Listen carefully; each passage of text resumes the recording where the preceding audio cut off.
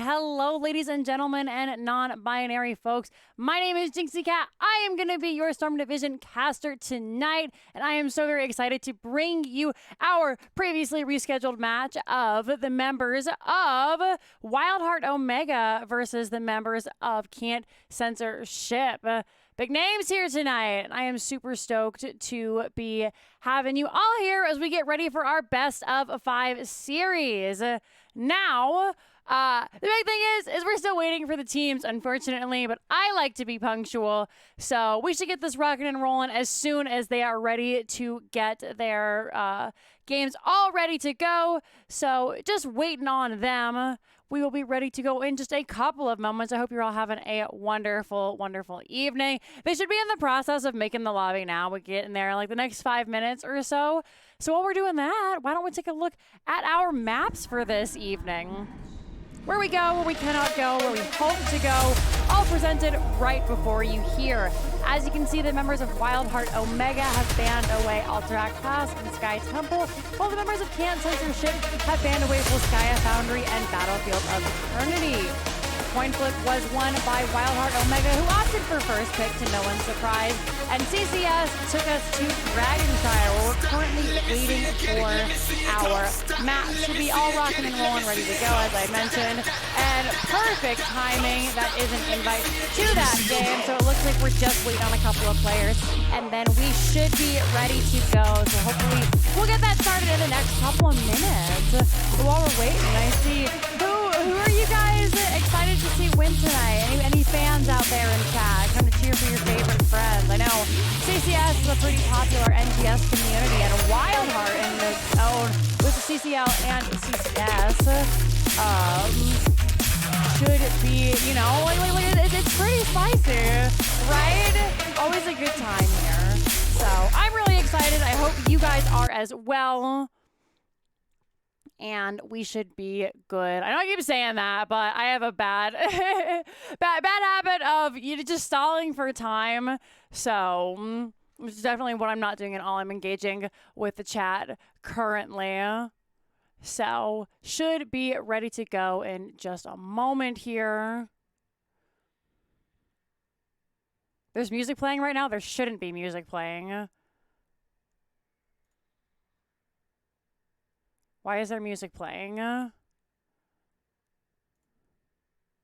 Oh dear, there shouldn't be any music playing at all. What music are we hearing? We'll do that for right now. I apologize if you guys heard music. We'll go ahead and bump back over here. Let me know. Oh, I see. There we go. All right, so it just seems to be a problem with the audio not showing me everything right here. So if there's any more problems, please let me know. I appreciate it. We're just waiting on 2 more members from WildHeart, and we are all set.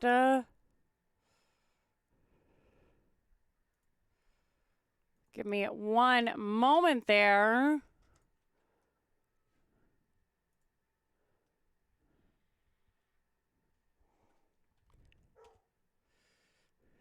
There we are. Alrighty.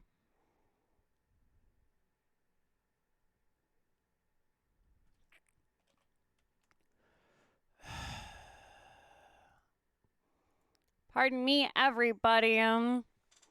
We're just waiting on everybody, so it's good to see you all.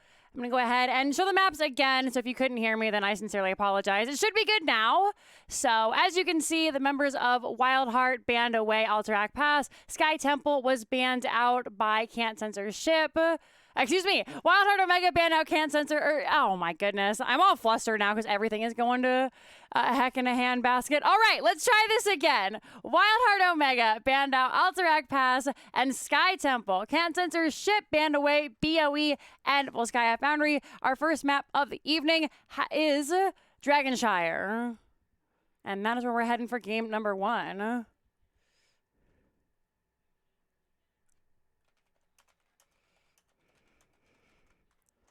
Just waiting to get this lobby all sorted. Give me 1 moment, folks.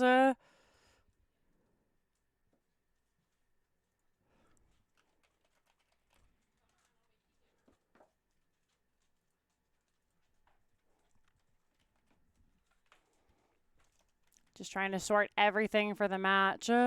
Professionals, am I right?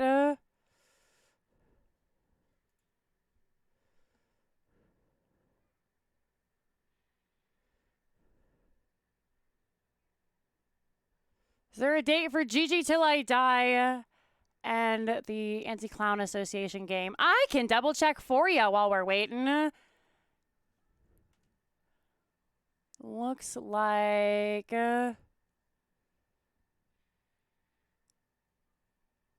Gigi Till I Die.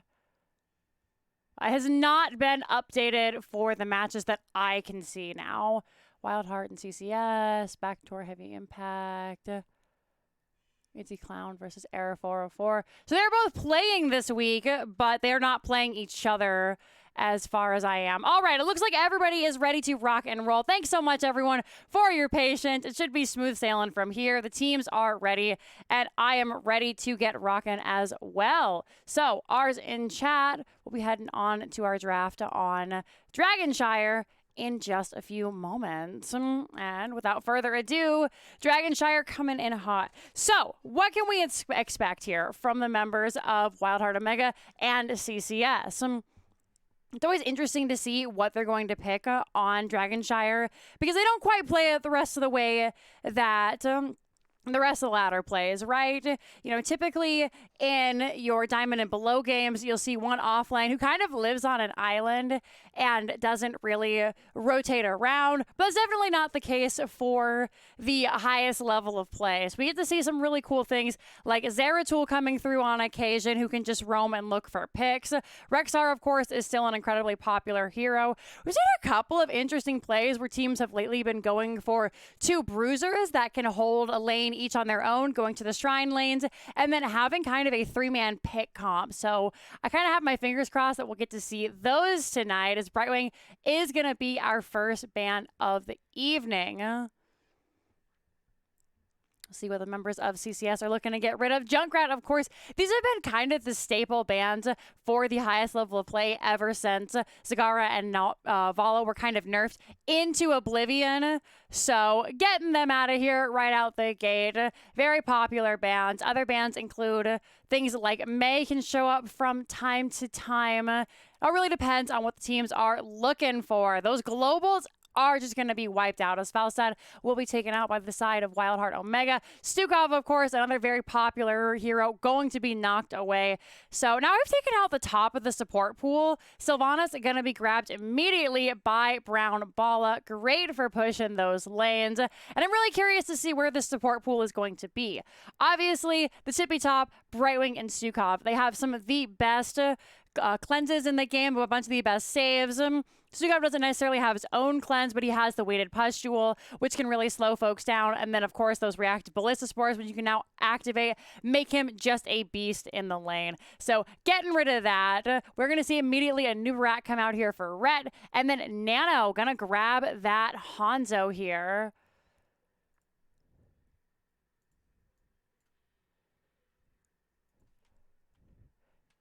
Members of WildHeart taking all the time they have to just think about this hard, look for some heroes. They're actually going to go for Imperius and Karazim here. A very aggressive comp coming out from the side of WildHeart Omega. I am all about it. I'm curious how the Imperius will do into the Anubarak. They both want to go in really hard. Big thing is the Anubarak has a significantly longer engage. So Muradin is going to be banned away. They're expecting Imperius to be the offlane, which makes sense. You know, we don't see too much tank Imperius anymore these days, ever since his nerfs. Anduin gonna be away now that we do have the Karazim picked up for the side of WildHeart. Really looking to just crunch that support pool. Of course, Malfurion is a classic that is still very good here. Now we'll see what the members are thinking about, again, on the side of can't censorship. Both teams really thinking this through, trying to figure out every in and out of this. Hogger coming through, and then Deckard Cain. We're going to see a lot more Deckard Cain, and it really works well considering we have this very aggressive meta coming in currently. It shuts down a lot of dive heroes. It can be an insane amount of healing. If you have a very dive heavy tank, you can throw those rubies out and just keep them alive forever. So we don't get to see the Deckard as much just because Brightwing, Sukov, and Wen are all very powerful healers. But when we get to see him, it's always a pretty amazing spectacle. Fingers crossed that maybe eventually we'll get to see a Lornado with a level 20 Lornado upgrade coming through, but I don't suspect that'll be the case, especially with ETC and Chromie coming out here. It should be that stay a while and listen. Which, speaking of, can we talk about the ETC? We never get to see him anymore. Ever since those nerfs to his armor, getting that just additional -5 armor knocked off, we don't really see him just because he can be bursted down so quickly. And then, speaking of him, and he shall appear, Zeratul is going to round out the draft for Rhett here. So, see if there are any swaps, and it looks like there are. That's why we always wait to update our Soothsayer until everybody is ready to go in that loading screen. It looks like we are. Nathanatos grabbing the Zero here, and Rhett, of course, grabbing that Anubarak. So let's go ahead and get these all sorted. And I'm curious who you guys think won the draft here. They all have supercomputers, so they're loading in super quickly. We may not get the chance to use Sooth today, but that's okay. Nojo Gear tonight is Slug Hunter, who is playing the Karazim.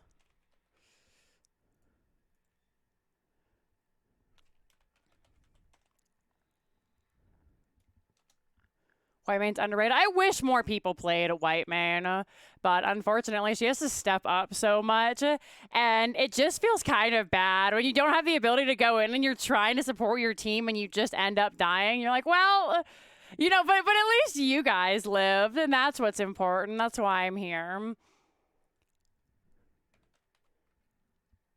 I really hope Blizzard gives love to Whitemane one of these days, because I think she's a really fun and unique kit, and there's just no love from Blizzard. Looks like we might have a little bit of a lag spike here. Hopefully they're not dealing with all of the after effects of Hurricane Ida. I know a lot of folks in NGS have been dealing with that. So fingers crossed, no more power outages from anybody back east, that we can just get into this game. And it looks like our prayers have been answered to save Porky, who, okay. All right, we are all in. Ladies and gentlemen, game number 1 in our best of 5 series, Dragonshire, the first map to be taken here. Let's take a look at our teams.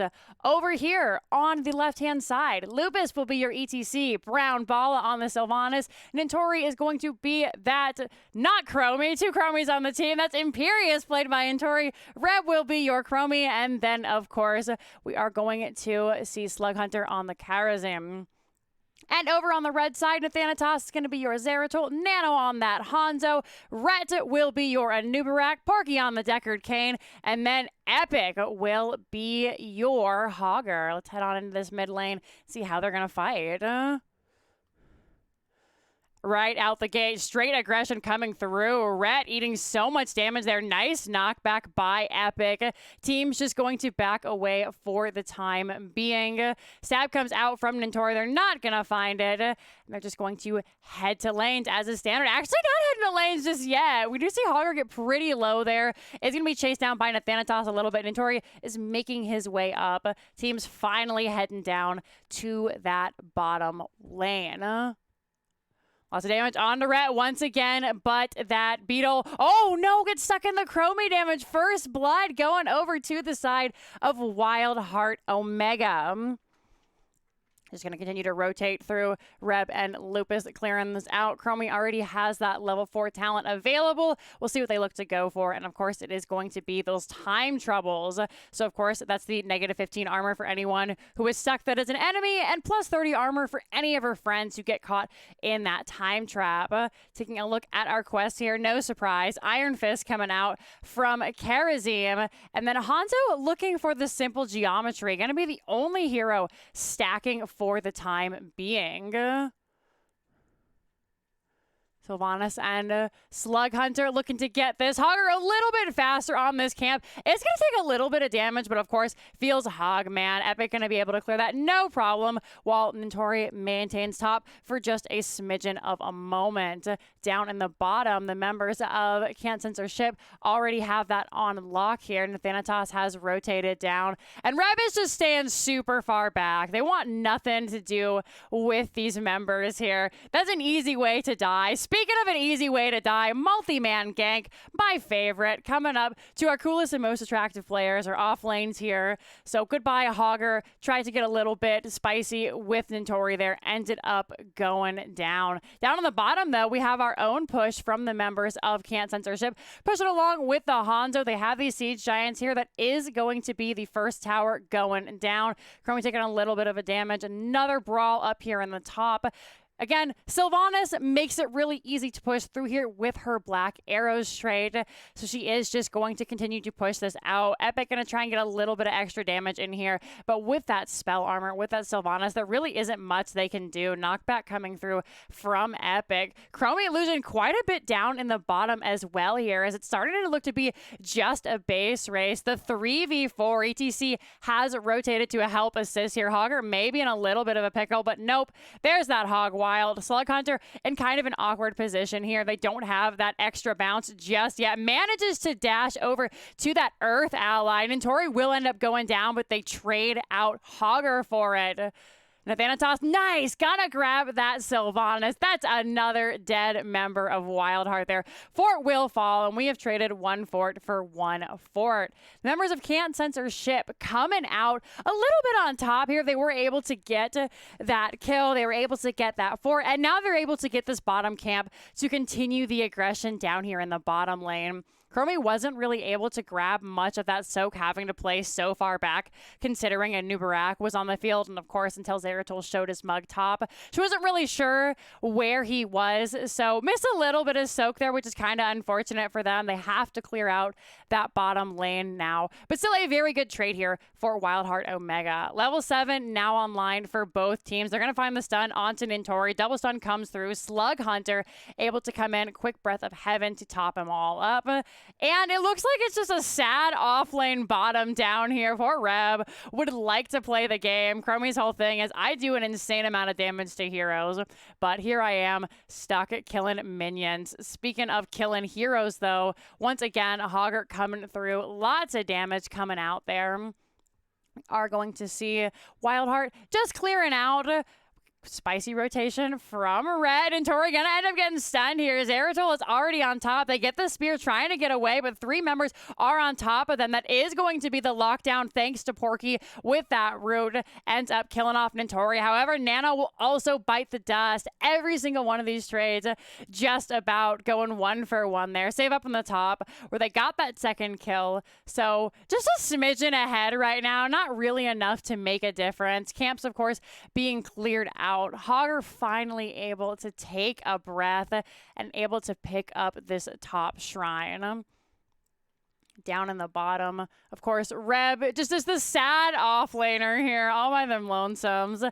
We'll grab that. Nobody able to get a dragon just yet. We will eventually have this push and quick invade coming out from WildHeart Omega. Slug Hunter able to dash in and out so quickly. We'll take a little bit of damage, but of course, no kill connecting just yet. Not able to grab those giants. It is a blue dragon for the time being. However, CCS is going to put a quick stop to that. Epic is already in that middle lane to deny dragon. And just like that, it's back to neutral for both these teams. Lupus with the long knockback. We are going to see Cocoon coming out. Sylvanas taking so much damage. All the CC going through. Stay a while and listen. Connect. ETC will go down. There's the sleep onto Chromie. Spear comes out, and Tori is just surrounded by the entire enemy team. Mind Control will connect onto Nano. Angelic Armaments came out there. Karazim, though, will go down. Nathanatos did get hit by the loop, but there just wasn't enough left in the gas tank for Chromie there. Only Karazim and ETC going down. The members of CCS just dogpiling on this map here as they're slowly starting an eco lead over the members of WildHeart Omega. WildHeart, though, is not going to be dissuaded. They know they're going to lose this dragon, so they're just going to try and get some of these weaker lanes pushing. Porky is going to be dropped in that Dragon Knight, and now they're looking to push.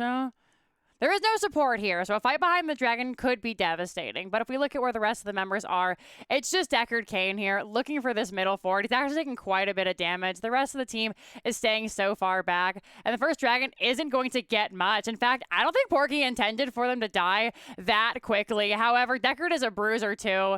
Is going to end up getting out of there. Oh my goodness. We're going to see a beautiful dragon arrow come out. Cocoon has been used. Lots of damage on the Slug Hunter. Stay a while and listen. Immediately shut down. Karazim will fall. Porky came back in with no help. They're looking for Reb. He's surrounded by the whole red team. Team is just trying to get out. ETC will go down as well. Once again, another team fight that WildHeart just really didn't have the grounds to engage. They almost got Deckard, but again, he's just so hard to kill when he only needs to heal himself. So Porky able to escape. The rest of the team getting just picked by a gorgeous dragon arrow. And there's the beautiful follow-up once again. Notori will be able to get out this time around, and Slug Hunter is able to get through with the Breath of Heaven to help save them, but not going to be able to do much besides back away here. Up in the top, it's more pushing for this top lane, as this would be all three forts for the members of CCS. This does open the map quite a bit for them.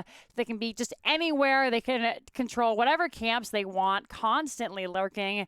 In fact, it looks like we will see an invade coming in here from the side of CCS. Xanathos is on top. Now it is 12-13. Ideally, not the best place for either team to really fight, just because those 13 talents do offer a little bit of leeway for the side of CCS. But none of these heroes really spike off of 13.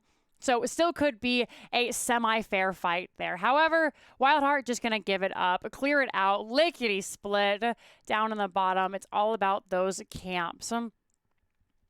WildHeart, it's just chore time right now.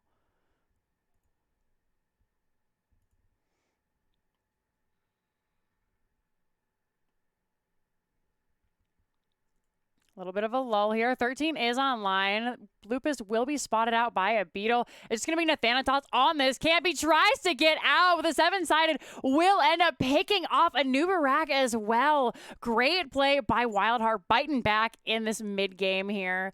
Managed to grab that aggressive camp. They're going to head down, clear out the bottom camp, look to grab this bottom point. And with 2 members down, they've pretty much got it made in the shade for the time being. Hogger now has to do their own clearing. Remember, this top fort is still down, which can be a little bit of trouble for them. ETC potentially making their way up in position to channel this. Porky is here. Will stop with the Herodric Cube. They actually end up dropping the root as well there. ETC is channeling. Porky does not want to get in an auto, and that will be the second dragon of the game. Going over to the members of WildHeart Omega. The whole team is looking to push this time round. Different approach than CCS took with their first Dragon Knight. This one will be a little bit powerful just because the game has gone on longer. Obviously, Dragon scales with time, so these second ones are always more powerful. And so far, they're going to find the kick onto Deckard there. Mind Control will come out. Karazim stuck in the middle here. Sylvanas will end up falling. Was not able to get healed thanks to that cocoon. Karazim trying to jump away. Void Prison actually coming out from Zeratul here. Big kick onto Porky, who's all the way back in base. Everybody is pinging for them. That is going to be a new bracket and low as well. Dragon Arrow, a swing and a miss. However, Chromie will be picked off by a completely full Nathanatos. The rest of the team just has to kind of back away with no more DPS here. The fight is over. CCS going to continue to push up, looking potentially for this keep here. Big 2-man stud. There's going to be ETC coming through. They haven't used the mosh pit yet. It makes sense. They don't have any damage to follow up. However, Notori gets stuck outside of that gate and does end up falling here. Live by the sword, die by the sword. Imperius goes in real well. We are going to see, Loop is looking for it. They end up not going for the mosh just yet. Looking for these slides here. Members of CCS pretty happy with what they got. They're just going to back away. Chromie will be able to get side of them thanks to their level 1 talent. But nothing that CCS are really concerned about. Just going to back it away. All about those lanes now. Lanes, camps, getting all the clearing out. Level 16 is available, so we shouldn't expect to see WildHeart Omega look to fight just yet. They're almost to 16, but almost doesn't really count. So they're just going to try and grab these camps, look to push. The members of CCS will look to grab this aggressive camp up top just due to the fact that, again, without 16, CCS can just kind of take whatever they want here. Not going to commit to it too hard, though, as 16 has been picked up for the side of WildHeart Omega. They're still lurking around, though. Hog are going to jump in. There's going to be the Dragon Arrow coming out. Stay Wild will connect onto several members. Seven-sided strike will come out. ETC will get stuck in that cocoon. 2 members being harassed by that Void Prison. Lupus just in the back. Going to get the knockback. There's the slide with the follow-up stun. Great cleanse from Slug Hunter there.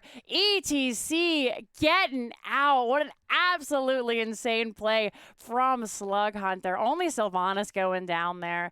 However, that is both of these camps pushing on this top fort. It is going to take quite a bit of a pounding here. This does allow the members of CCS to try and get this middle altar. Don't have game sound. Good to know. I'm glad that we're, 13 minutes in and the audio is deciding to fail. That's unfortunate. I will fix that right after this game, folks. A little bit of technical difficulties here. I can make the sound effects for you if you'd like. Imperius' sword kind of sounds like chink, chink, chink. And I'm not going to do that. I'm not going to do that.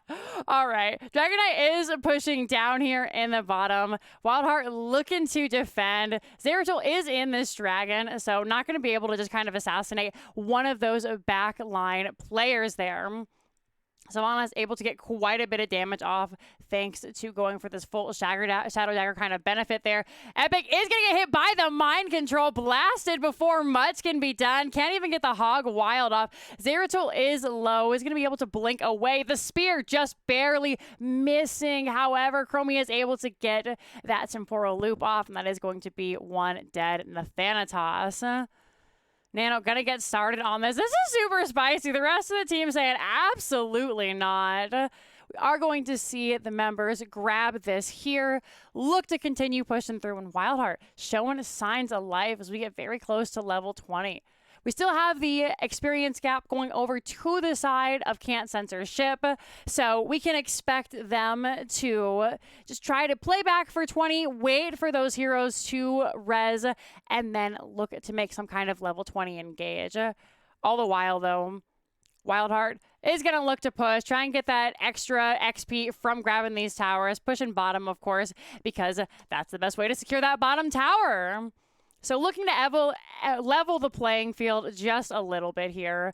Waiting in the bush. Level 20 is nearly alive. They're going to look for a Nubarak, but a quick stun will shut that down.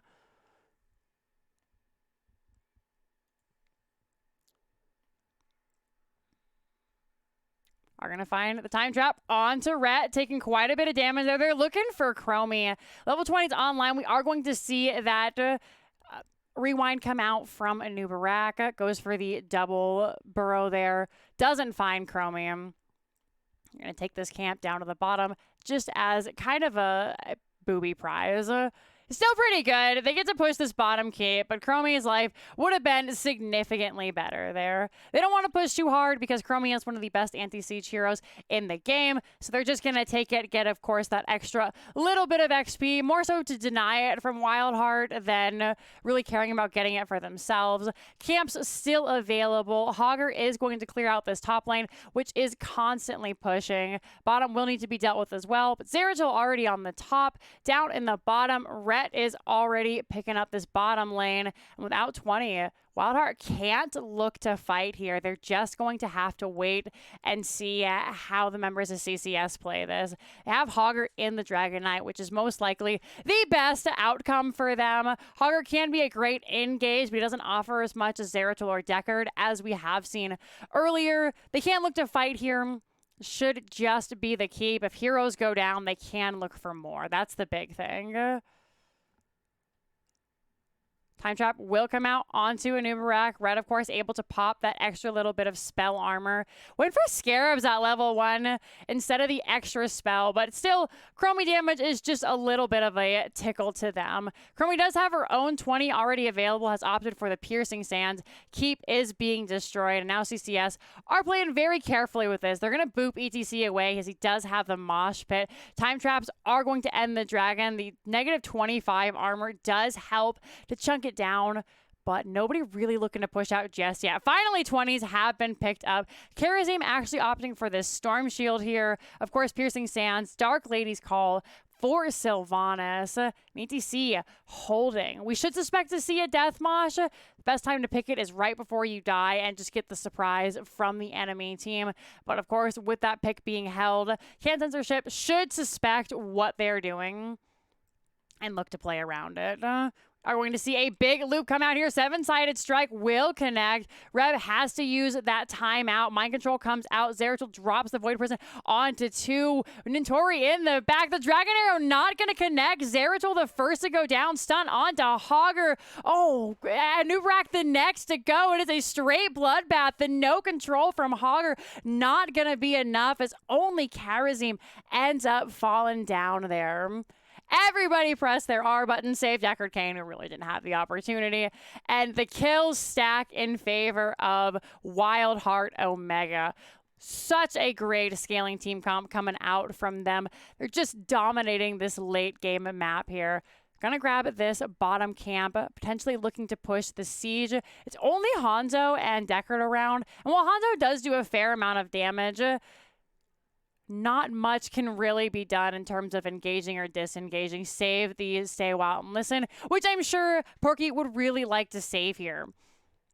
So for the time being, they are going to continue to push with the black arrows coming out. Rev trying to keep a quick eye on everybody. Those piercing sandblasts do work on the buildings just as well. Black arrows on the keep. And the time is now for the members of WildHeart Omega.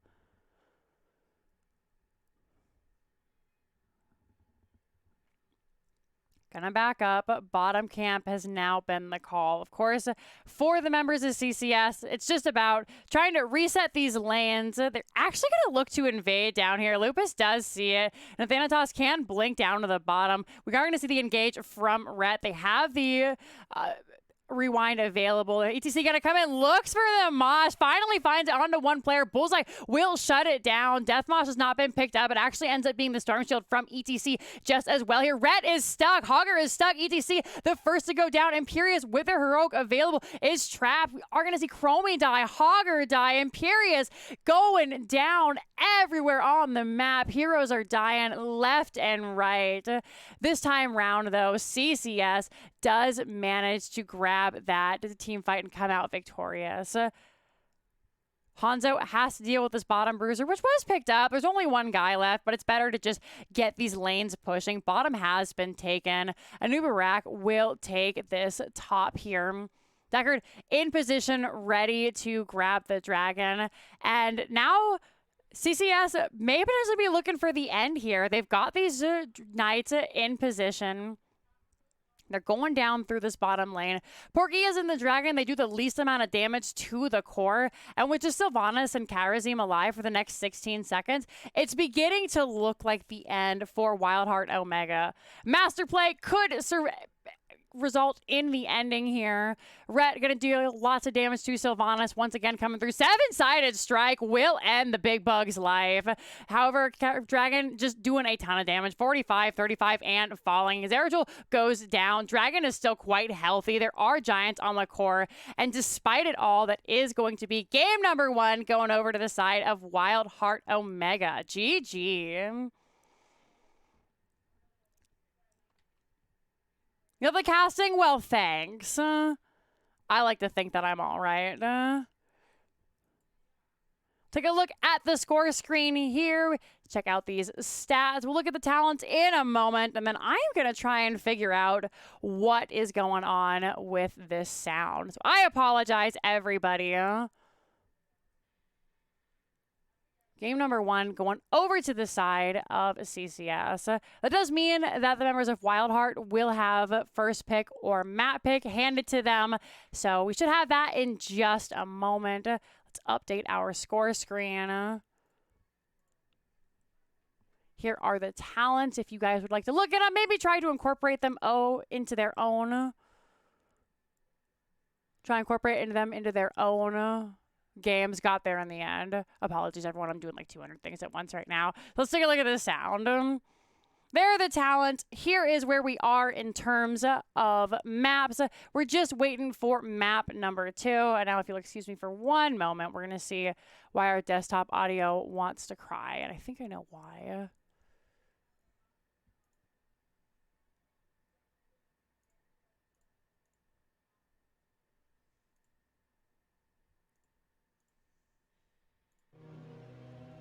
All right.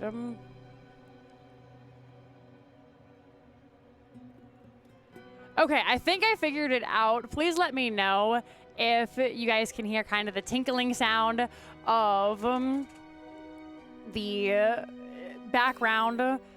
Are ready to go to map number 2. And it looks like game number 2 is going to be Infernal Shrines. Let's go ahead and update that. We'll take a look at seeing who is drafting first. And of course, this is WildHeart going for that first pick, which leads us to conclude that Can't Censorship has picked up that game number 2 map. So game number 1, Infernal Shrine. Game number 1, Dragonshire. Game number 2 is Infernal Shrines.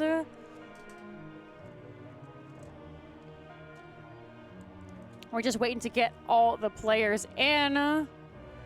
We should be good to go in a moment here. Okay, cool. We hear everything. Good. We fixed it. Again, apologies for that. Everything's kind of been going up in flames today. So if this is your first time here, we always joke it's not a Jinxie cast unless something ends up going wrong. And that just seems to be the case today. Everything is kind of hitting the fan. But I promise it's not always this bad. And I'm pretty all right at speaking about the game. So I'm going to let the teams know that we are ready to go. And then we will hop in for game number 3 in our best of 5 series. Oh goodness, I've been playing too much NGS if you can't tell.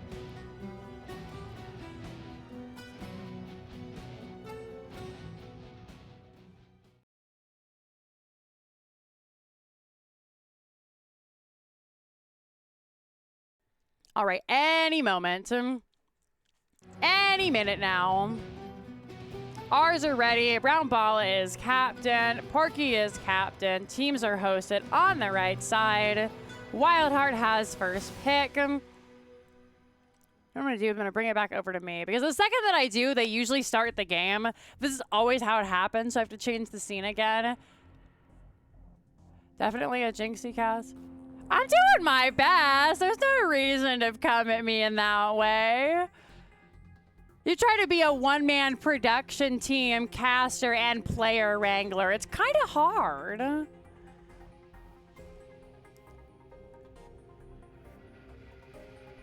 right, any minute now.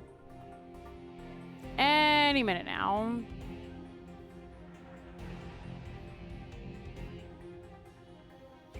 All right, ours have been set. So, team. There we go, Infernal Shrines. Now, you might be asking yourself, Jinxie, well, how is this different from the last map that we played? Excellent question, dear viewer. I will tell you.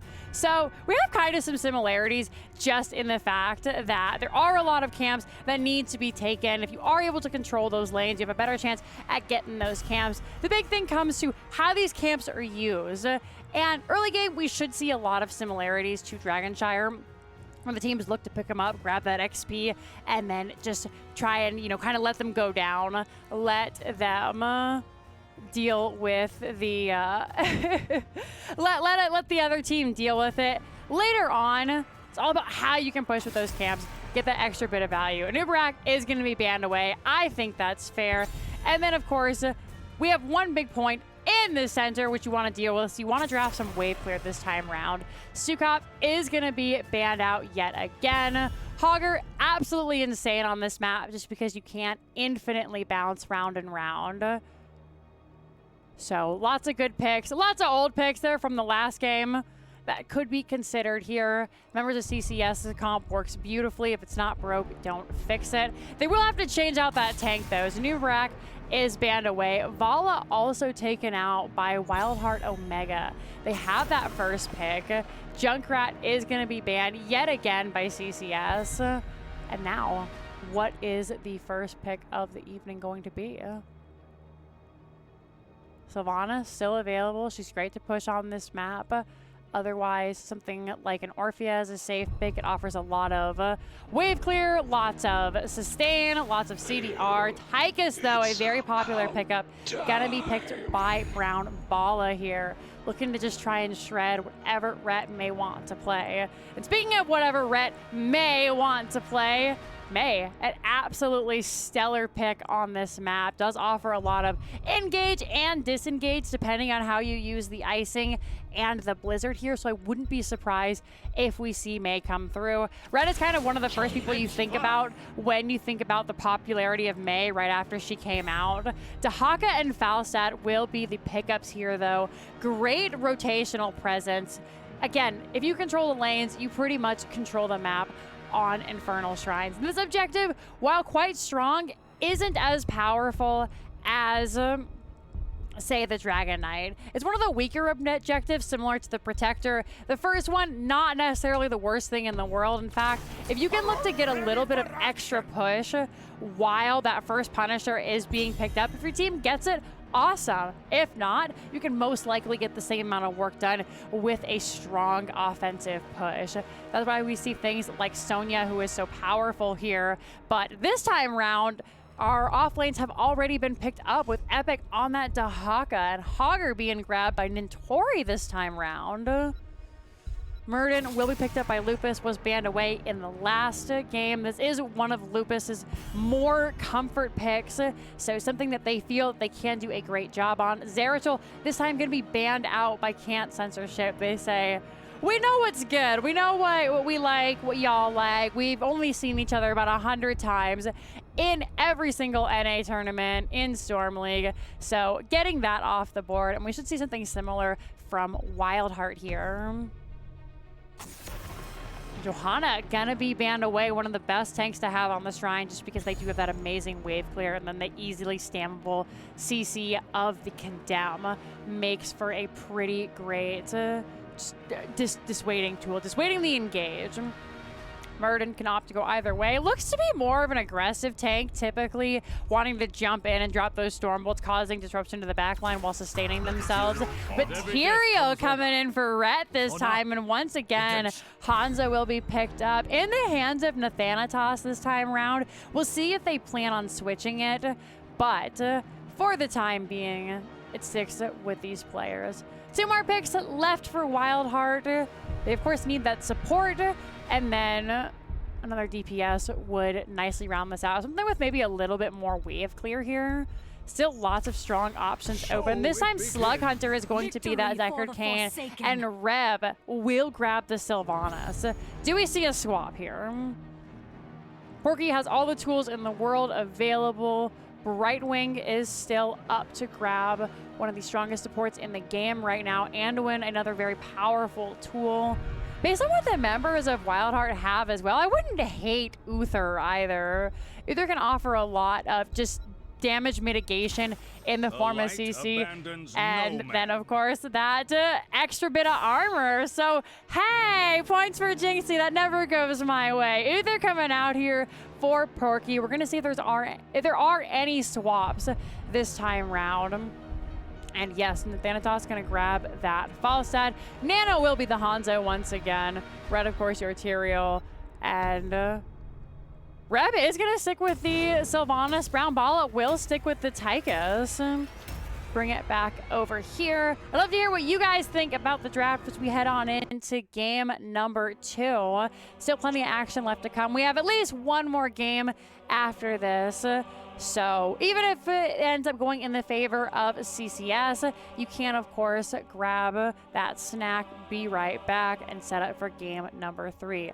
While you're waiting for the teams to go in, I would like to remind everybody that !Match Arena will bring you to the Storm Division Match Arena, where you can help out that prize pool. I believe we are all out of those prize codes to donate that extra free 50 cents.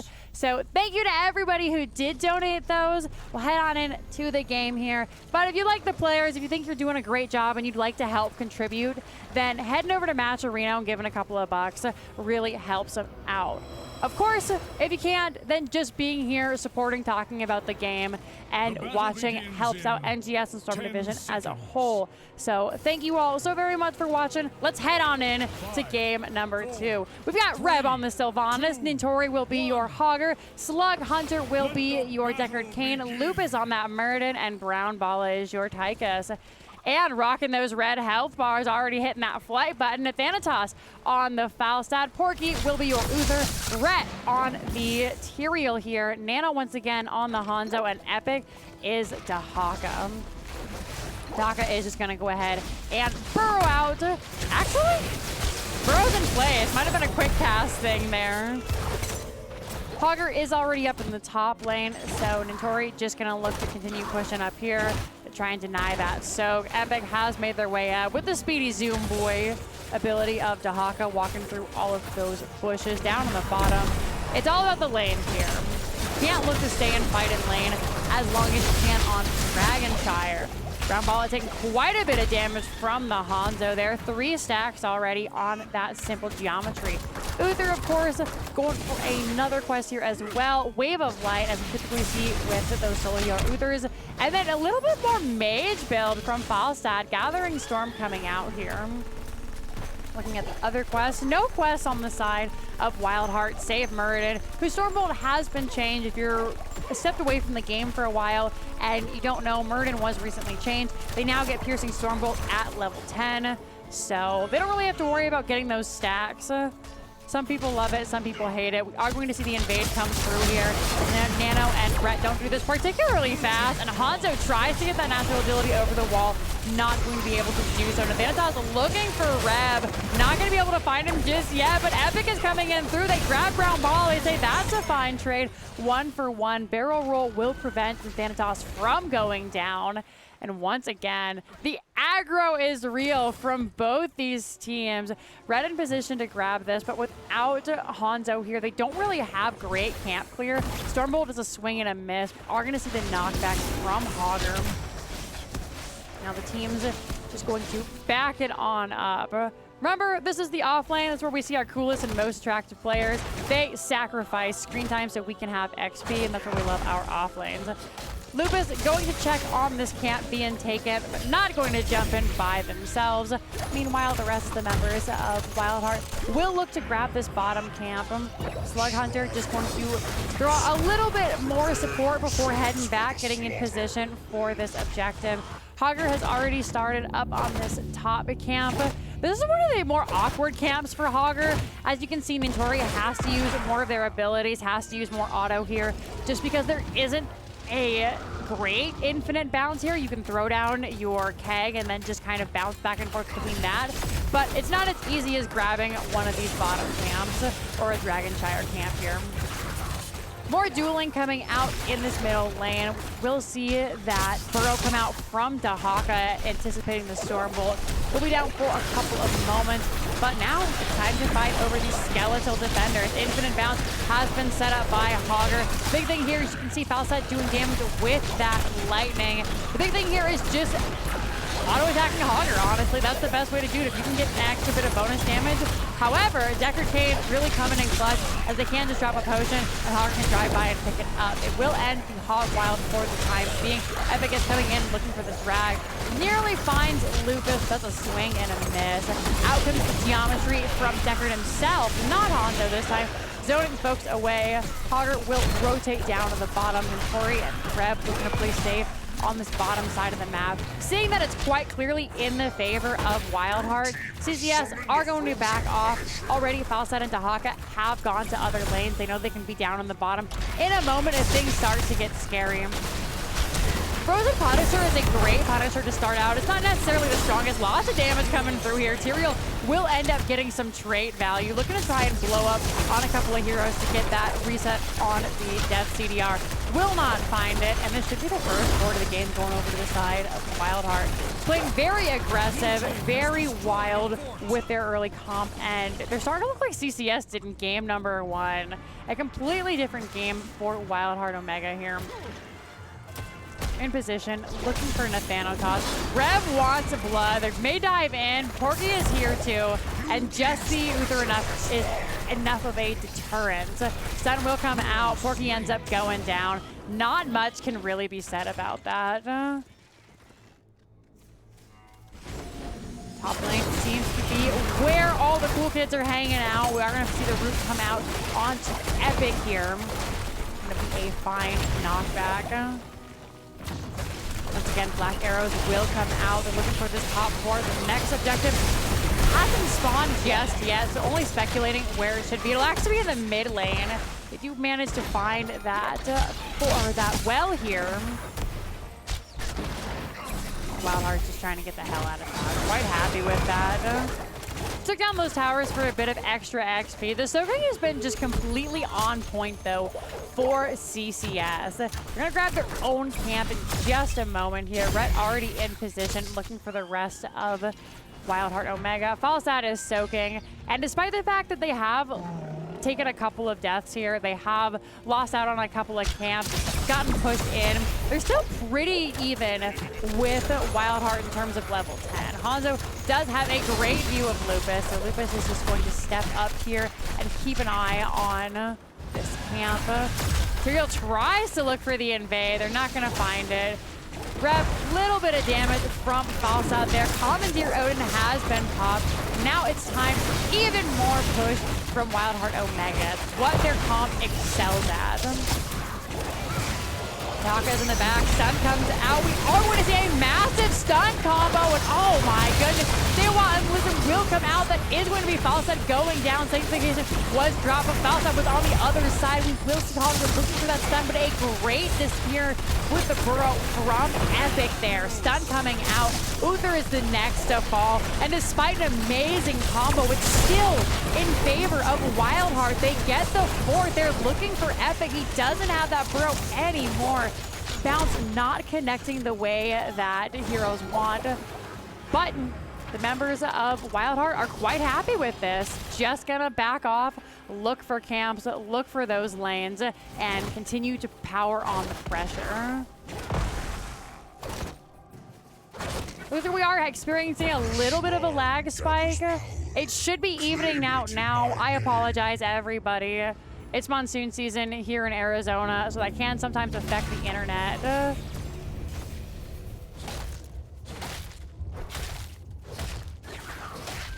Camps are being taken out. Down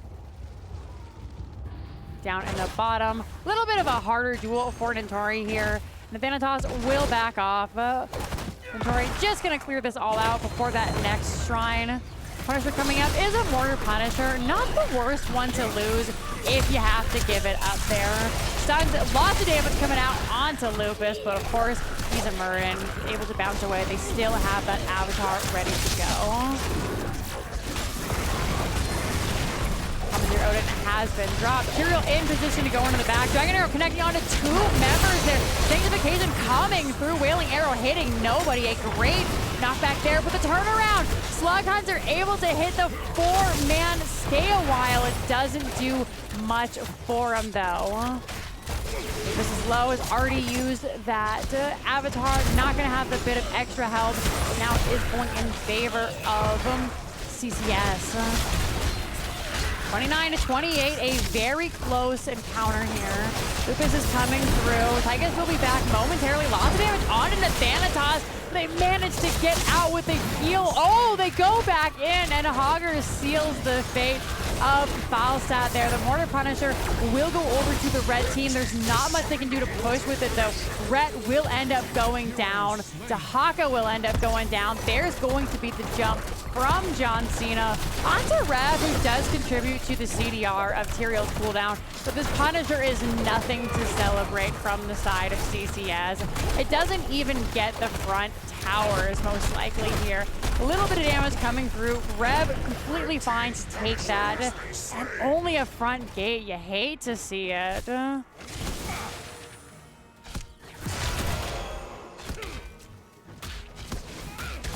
Once again, looking for this top lane push. Black arrows come out. Epic staying just as far back as need be. They're willing to give this support. They know there's nothing they can do to defend it. The camp has already been picked up. Other camps need to be taken and dealt with. So that's what CCS are focused on for the time being. Hogger down in the bottom. This is a much easier camp for an Notori to take. So just a quick, easy pick there. See what WildHeart is planning. It's more clearing for the side of CCS. Ooh, the B-steps. Now you know it's getting serious. B-steps coming out from the friends.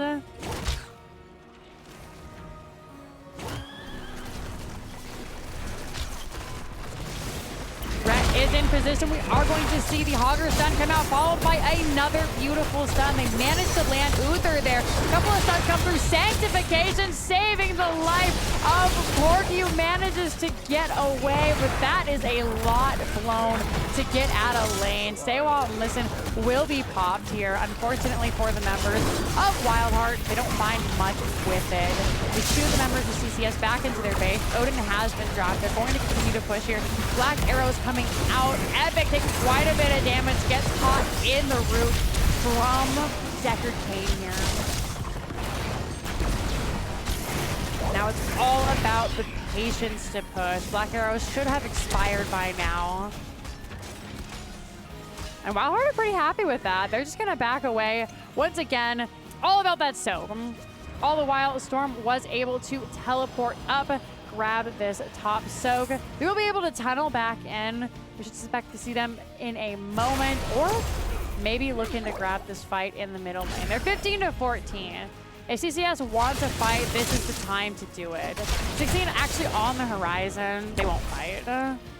They're gonna have to play back and play safe. Rumble has shown stun coming out from the Hogger ult. Jump coming out from Nano. Nothing found just yet. That's all right. Relatively low cooldown from the Shockwave. Arrows will come out. Another very low cooldown. 40 seconds. Knockback. Oh, there's going to be the stun. There's the Sanctification. Dragon Arrow comes out. Sylvanas blasted into the Shadow Realm there. The Thanatos looking for more. They perfected this combo this time round. Unfortunately for the members of CCS, Slug Hunter not getting caught in that stun combo there. But WildHeart isn't out of the neck of the woods yet. Lupus is very low. The jump is away. Uther ends up falling down here. They're looking for an Notori. Unstoppable Hog Wild looks for Thanatos. He was there for only a moment. Goes down to the stun from the Wrecking Ball of the Hogger, followed up by that trash, that loot horde. Great play by the members of WildHeart Omega here. They have a strong lead on this top objective. In fact, I'd be surprised if the members of CCS showed up at all here. They have to soak these lanes. They're down 2 members. Falstad will have fly when they are up. So something they could look to do is take another fight down in the lane once again. Keep feeling that the heroes are going to head over to these camps. They're not. Just dealing with that macro on the map. A little bit of push coming out here from Nano and Tyrael. Bottom camp is finally being picked up here. And as expected, WildHeart will leave. As soon as I say that, they left it on 39 for just a moment to get started on some other projects. Hogger was able to grab the safe camp here. The Thanatos has to be very careful. Has to be very careful. Almost in a little bit of trouble there. We're going to see, oh, a great combo coming out here. There was Shockwave. Goodbye, Sylvanas. Tori coming through, trying to get away. Sanctification will secure the members of CCS. Slug Hunter trying to get away, but the old man can only survive for so long. Hogger is down. Sylvanas is down. Deckard Cain is down. Lupus is in a little bit of a pinch. There is a Punisher still pushing up in the top. Arcane Punisher. Nothing to sneeze at, but with nobody to push behind it, should be defeated relatively quickly. Sun will come out onto Nathanatos, but nothing more comes of it. The front wall is taken down. The camp did go over to the side. Oh, they actually went over to the side of the CCS. So that is something that WildHeart will have to deal with. They managed to grab that safe camp earlier on, which has been taken care of. And now with no Deckard Cain, this is the first time that we're seeing CCS in control of the map enough to look for an aggressive camp. Lupus was in position to hop in there. However, not really feeling like going in for a 1v4. They will grab this middle well with the Tyrael sword there. I wanted to call it Angel of Justice, but I knew that wasn't right. That was a straight. Eldruin's Might. They find the well, they take it down. They're looking for this bottom down here. Meanwhile, though, T-Tours. Falsed was in the top and he died. Unfortunate. Shouldn't have been there. We'll never know what happened to him.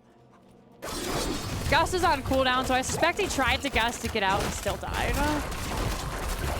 Keep under lots of pressure now. Falsed will have to fly, so they can come join this, but of course, with 30 seconds left on the clock, and everybody all over the map. This is a free keep going over to the side of WildHeart Omega. A very dominant game number 2 coming out from them. Middle lane is a problem. It's something that needs to be addressed, or that is going to be a free tower going over to CCS. It's all about chores for the teams right now. Red team's home is under attack. All about those chores. We're in kind of a weird spot right now. We have 20 in a moment, but both teams will hit it near simultaneously, with the members of CCS just hitting it a smidgen before WildHeart. So nobody's really looking to fight just yet. These next team fights can decide the course of the game, and fighting over nothing just isn't worth it. So it's all about looking to pick somebody off. They see Dahaka and friends up in the top lane. So everybody is just going to continue to lay on the pressure. The advantage that WildHeart have currently is the black arrows from Sylvanas. So anything they want to push, they can take. Whether they have minions, whether they have a camp, they can just look for that. The hard thing is, though, now they've cleared out all these forts, it is becoming more and more risky to try and deal with getting these extra bits of push in. Even taking that top fort with one den could have ended in disaster. Finally, top fort will be taken by the side of WildHeart, or excuse me, by CCS here. Middle altar is available. Depending on how this team fight goes, this could be the beginning of the end for game number 2. Tyrael checking the bush, only fighting Lupus and Slug Hunter right now.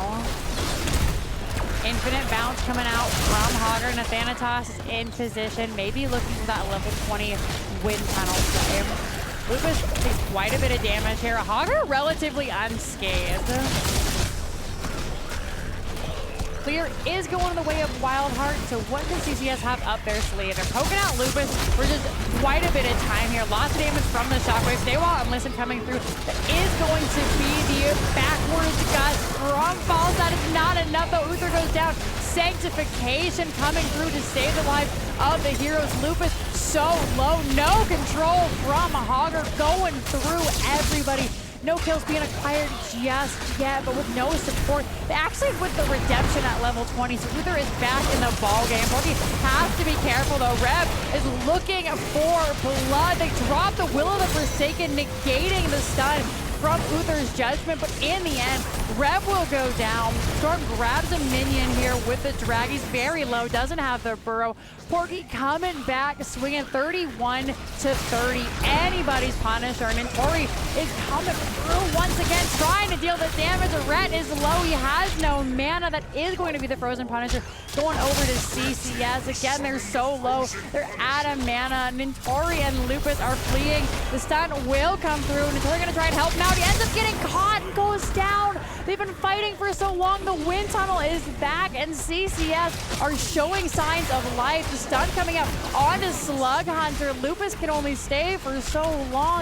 And then it's 3 for 1 going over to the members of CCS. They grab this fort with ease. A very healthy Frozen Punisher to push this keep. And we could be looking at the ending here, folks. Brownball and Lupus are going to try and zone it out to the best of their ability. A keep still needs to be picked up from CCS. However, this is a hard defense. Rev is back, so they will be able to aid with the Wailing Arrow. Odin has been dropped. There's sank. Straight damage coming out from the members of CCS. That is the core shield falling fast. Sylvanas looking for him. Their stun comes out, but Hanzo goes down. Uther goes down 77% on the core. Thanatos is being chased out by Lupus. The Punisher is down.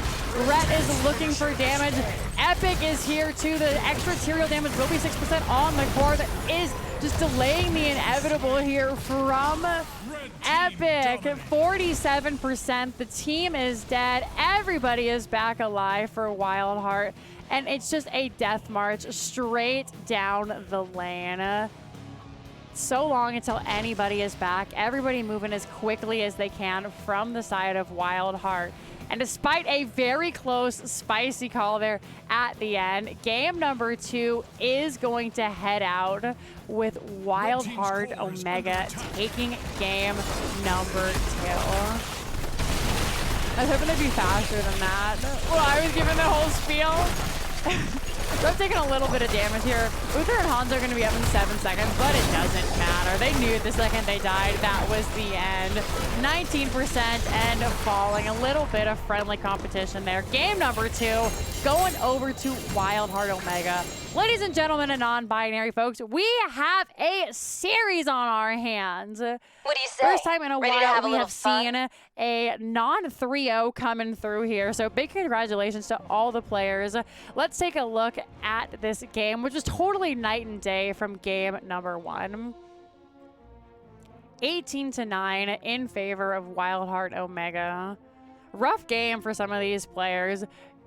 Uther and Falstad just so squishy, weren't able to get in and do the damage they were hoping without sustaining grievous wounds. They had a really sick combo with the Sanctification, with the Dragon Arrow, with the Gust. Unfortunately, it relied on putting Thanatos in kind of an uncomfortable position, and it relied a lot on Uther just running in and being that full engage for the team, since Serial doesn't have any of the setup CC.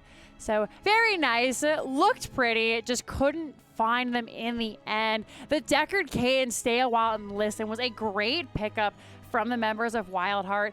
Anytime they looked to go in, Deckard would just step to the side, not get stunned, use that Stay a While after the Sank went down, and then the engage was pretty much dead in the water from the side of CCS. They managed to get a couple of heroes off. Reb had a really hard time on the Sylvanas, always kind of the sacrificial lamb, but Brown Balla, that's the one they needed to pick off because they were absolutely shredding. There are the talents. We'll take a look at the map, and then I believe, folks, we're going to go ahead and take a little bit of a break so the players can run to the restroom, get water, let the dog out, whatever they need to do. But let's go ahead and update this score screen. We are 1-1. Game number 3 will be coming up shortly. In fact, if you're just now joining us, then welcome, welcome. This is just after game number 2 in our 5-game series. Still at minimum 2 more games to come here.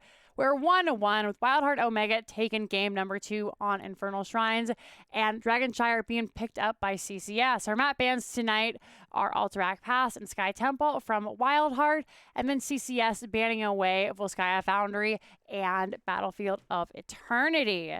So thank you so much for watching, everybody. We are not done just yet. Let's go ahead, grab a snack, be right back. I'm going to throw 5 minutes on the timer just so our players can take a break, and I will see you shortly.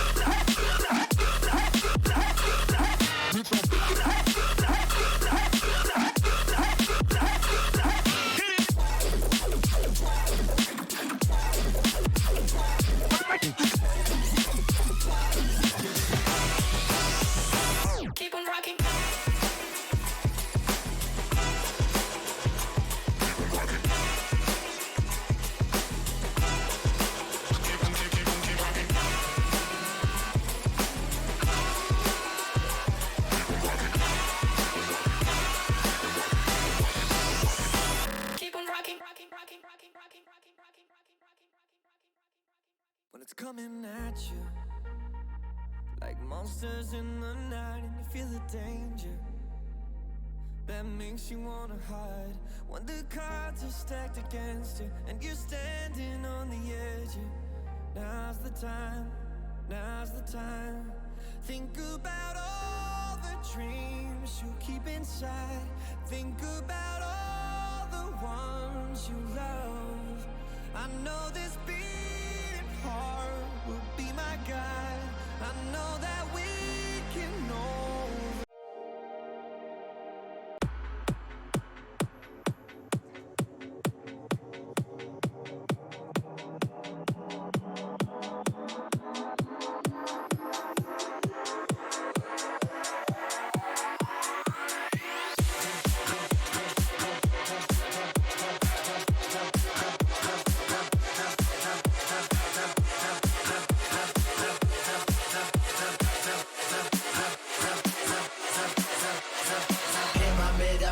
With eyes that can see it all. Cameras to capture your image at City Hall.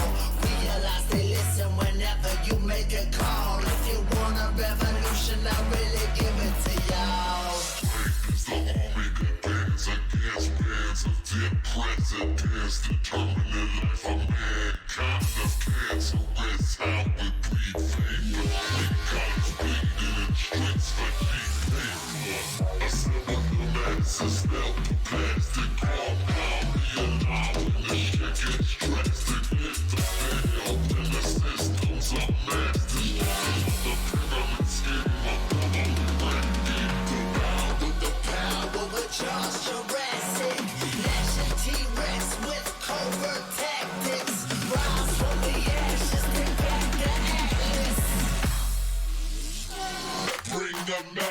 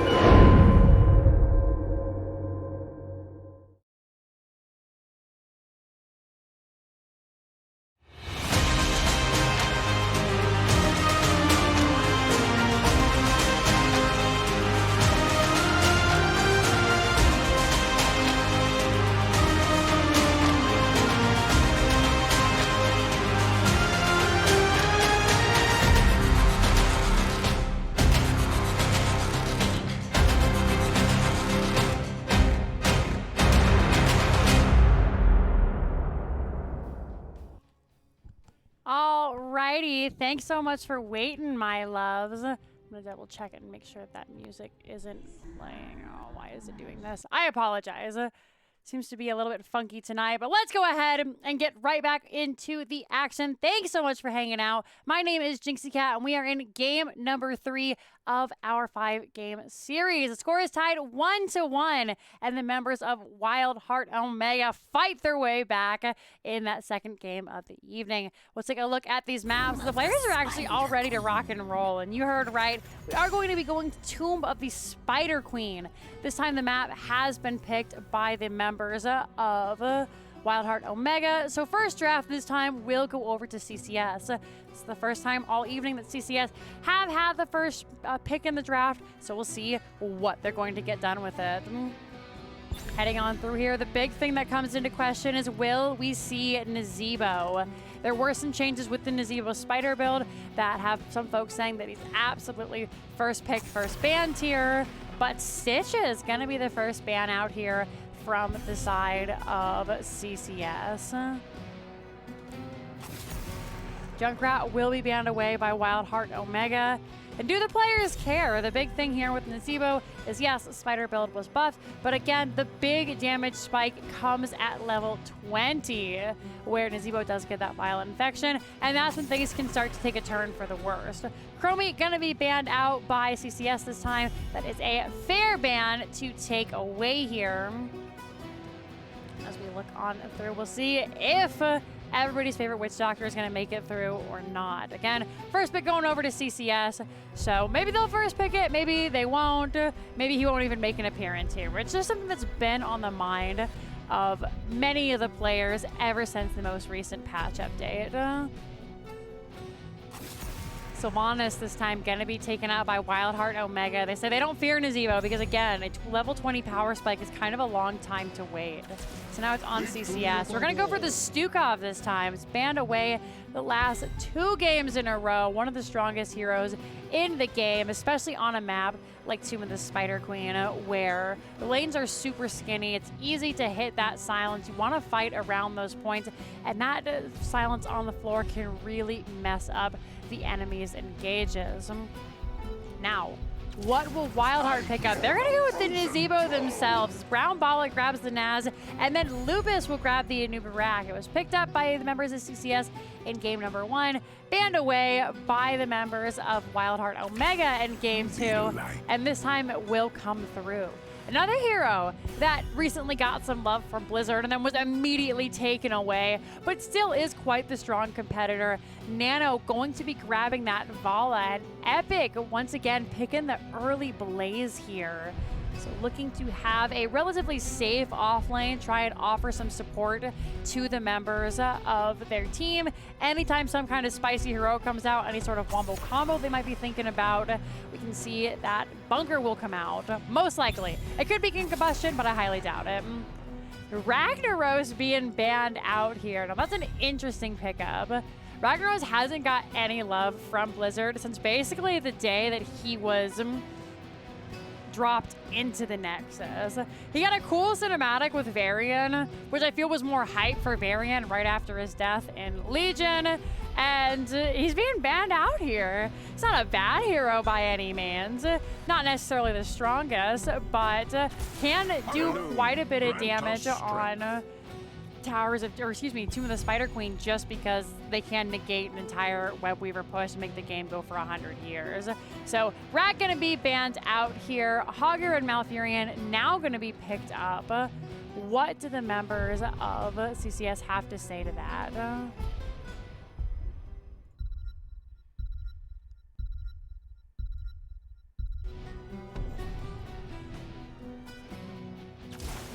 Go ahead and go with the Diablo Cassia this time round.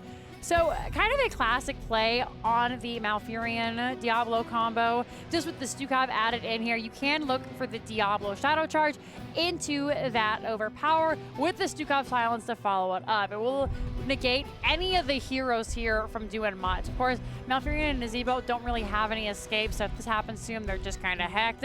But an Uberak and Hogger would normally have the opportunity to get out of Diablo's clutches. That silence will shut them down. This time now, Reb is going to be grabbing that Hanzo. Everybody taking little bits and pieces from the previous comps saying, hey, you know, that looks nice. What if we snatch that away this time round? Even though it was last pick, so it's not really snatched away. But, you know, looks like a fun hero. Mind if I try it? Reb gonna grab that Hanzo. And I really like this composition coming out here from CCS. We'll bring it on back over to me while we wait to get in here. I'd love to hear all of your thoughts and opinions about the draft as we get into game number 3. Big scary thing here is Anubarak can be kind of a soft counter to Diablo. He isn't unstoppable when he uses the Shadow Charge, so you could look to try and interrupt him with those beta barbs, just impaling him whatever he goes for, and then, you know, that's basically Diablo's entire gauge for the next 10 seconds. So that allows anybody who might be in peril to just get out of jail free. Of course, that requires a really watchful eye on the side of the tank, and a lot can be happening. So we'll have to see how they turn it around. Game number 3 in our best of 5 series. Still one more game to come after this one at minimum. We have Reb on the Hanzo. We have Lupus on that Anubarak. Mentori will be your Hogger. Slug Hunter on the Malfurion. And Brown Bala is your Nazebo. Over on the side of the red team, looking to take the series back. Can't censor ship with Epic on the Blaze. Nano is going to be your Cassia. Rhett on the Diablo. Porky is your Stukov, and the Thanatos will be your Vala.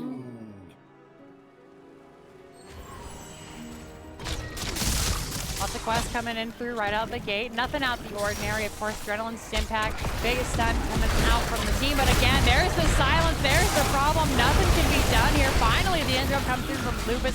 Diablo goes down. One of the downsides of having that Diablo is he's not a real boy until he gets those 100 souls. Stukov will be taken out here. Nathanatos is low. Lots of members getting low, but ultimately 2 kills for nothing going over to the side of CCS here. Lupus is still very low and has to be careful. They've opted for that extra bit of soul, that armor on that Carapace shield. So a little bit of extra here protection there. They have that shield. The big thing is it's spell damage. And there's a lot of auto attack on the side of WildHeart Omega. Porky continuously looking for Lupus, not going to allow them to get those 3 engages. Rhett coming in hot. There's going to be the root, the Emerald Dreams to put Rhett to sleep. Nano is here as well, doing lots of damage to the big bug boy, but Lupus manages to get out. They did end up losing a couple of gems on the side of WildHeart, but overall, in the grand scheme of things, not Ready to have a little the fun? world. Thank you so very much to everybody who has been following. Welcome to the Nexus Gaming Series. This is our Storm Division, the tippy top of play where all of our Grandmaster players come out and try to bond each other. Thank you everybody who has been joining. My name is Jinxie Cat, and currently, Hogger is just kind of having a free day down in the bottom, getting that camp, as Hoggers tend to do. Brown Balla has taken over the lane. Epic knows what's going on, but arrives too late. Another big brawl coming out here. Hanzo really getting value in these choke points. Has opted for simple geometry. 14 stacks already alive on there. Nazebo coming in clutch with the 39 stacks on that level 1 spider. The big one here is that Widowmakers. And of course, after you hit 100 spiders on the enemies, the heroes get their damage increased, and the duration is increased by 1 second. It's been a while since we've looked at the spider build, but more damage coming out from Naz once they finish that quest. They're doing quite well. Gone for the blood ritual this time. This has been quite a big pickup for the members here. It's one of the only spider talents we don't see Nazebo's taking, and that's just because getting those extra stacks on that takedown allows you to stack your level 20 that much faster. The goal is to get to 175, and if you can just keep picking off heroes, then it happens so quickly. Red is going to take quite a bit of damage. They have the soul shield there, so most of the Hanzo has been negated. That's going to be a big thing, as Hanzo does a lot of spell damage. Nazebo does a lot of spell damage. Hanzo best known for being an auto attacker, but a lot of his damage actually does translate over into that spell shield, so it will help keep Rhett alive on one of his favorite heroes. Anything new happening in the bottom lane? Tori's going to try to turn in. Epic is going to say no. The whole U.S. Army is going to show up. They're going to dash away. Stukov gets the heal off. Nobody else coming through. Now, Red better be careful. We're going to see the stun from Manuvarak here. It's going to be Brown Balla being picked up by Diablo here. Red trapped by the spiders. He was looking for blood, and he finds only disappointment. Neither team will find a pick here. Both of them just looking for everything. The supports are coming in clutch. Great roots, great silences, denies the kills on both sides round. Camp has been picked up. Blue Camp was cleared away by the side of CCS. Looking to push in with their own, and again, this is what we're talking about. Hanzo doing significantly less damage. Brown Balla had to go the safe way. They didn't want to get picked off by members of CCS, so now they're just kind of hanging out. Tori better be careful. Silence is already down, so they do have that Hog Wild to escape. They're looking for Cassie here. They end up blocking their own way just for a moment. Red Web Weavers, though, will be the first to descend. So it's kind of bittersweet when you get those first Web Weavers because they aren't necessarily the strongest. Just like the Punisher in the last game, unless you can find kills, you really only expect to get front walls. Maybe you can get a fort if you play your cards right, but again, it typically requires kills. Fighters will be zoned away by Nazebo. Zombie wall here. Team looking for the mid lane this time around, while Balla is being uncontested up in the top lane. Nano is going to come through quite a bit of damage. Brown Balla will be trapped, silenced by Stukov, and in a sticky situation, but manages to escape for the time being. That spider going down nowhere but top, nowhere but up for the members of CCS to go. They get that front wall as well. Not long for this world. Actually manages to hang on for now. Never mind. There it goes. Out comes another great route from Malfurion.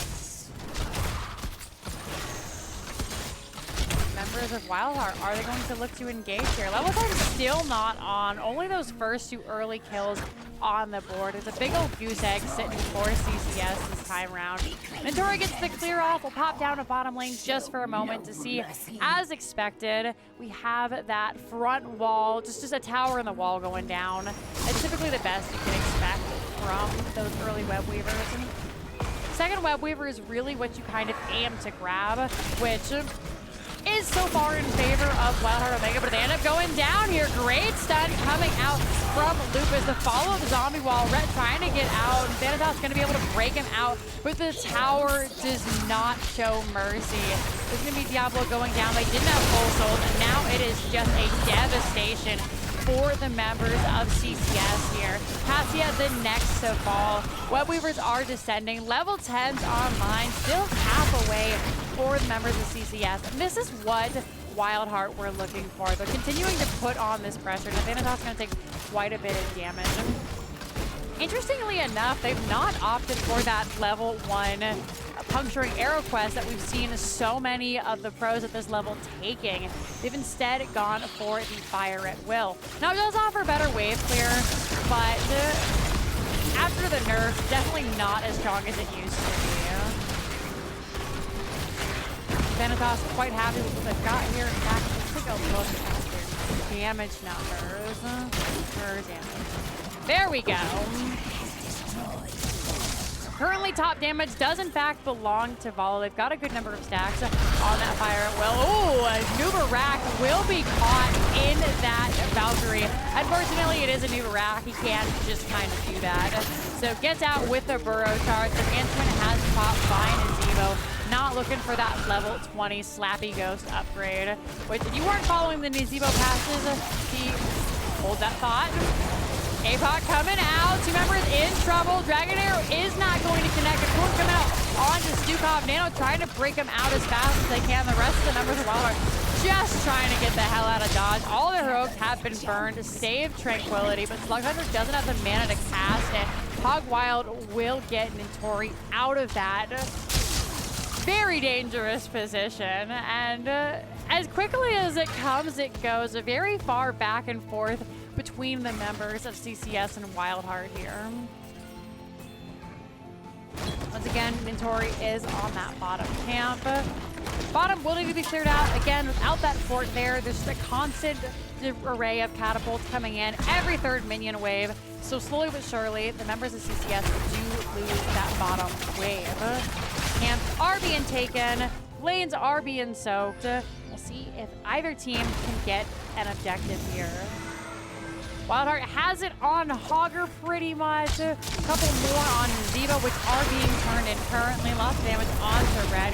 Finally has that full shield and looks to come in a little bit more aggressive with all those souls. Members of CCS need to get every single person turned in practically to get these turned in. In fact, the only person they don't need currently is Red. So with those 2 gems, he's just going to go down, look to find some more. So looking to try and get those turned in potentially. Or maybe looking for a fight. We're 12 to 12. 13 is nigh for WildHeart. Camp must be cleared out. Both teams posturing real aggressively. Lots of damage coming out from Lupus and Epic. But nobody going down just yet. Valkyrie comes through. It's not going to connect onto a Nubarak. They had already used their burrow. That would have been a rough spot for Lupus. However, manages to sidestep just in time. Dragon Arrow coming through. The follow from Malfurion. Immediately Tranquility comes out. But everybody is nice and healthy. And Noob going to take lots of damage from that APOC there. There's the follow-up shockwave. Diablo goes down. They have the Soul Stick. Will be back. Out comes the straight from Mala. But if we're being honest here, nobody on the side of WildHeart cares. They're trying to pull back here. Look to clear out these spiders as they were turned in by the side of the red team. Damage just not quite there for the members of CCS here. And that's really rough for them. Obviously, Cassia will stack better and better with that level 1, going for that extra bit of bonus damage on that Searing Light. Fort will end up being lost here in the middle lane. Top also had its fort destroyed. So as far as buildings go, the members of CCS are sitting pretty. Once again, Notori was able to save his bottom building. Epic looks for the stun.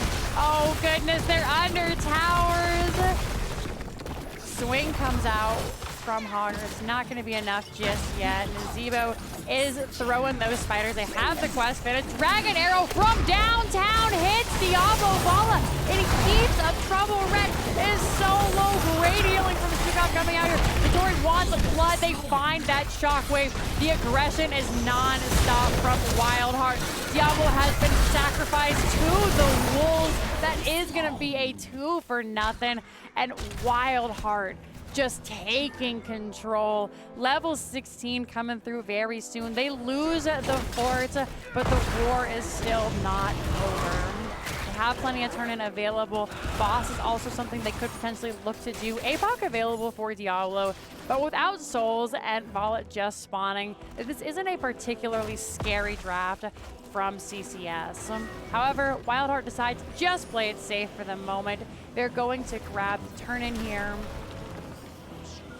Look to continue pushing the old-fashioned way. They don't have quite the pushing powers they've had with the last 2 games of the Sylvanas, but Nazebo is still quite a strong lane soaker, destroyer, pusher, all these things. Give the virulent reaction now online from Stukov here. Lost damage coming out. Push onto Lupus. There's no getting out of it this time round.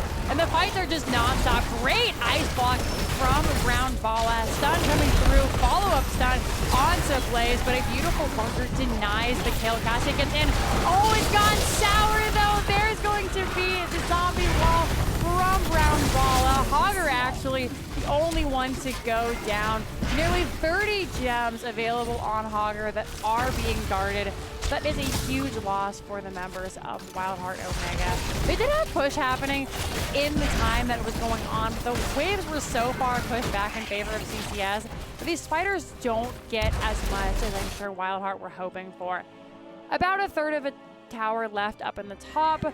Fort in the mid, sitting at 50%. Down in the bottom, Fort already was down. Nothing to really worry about.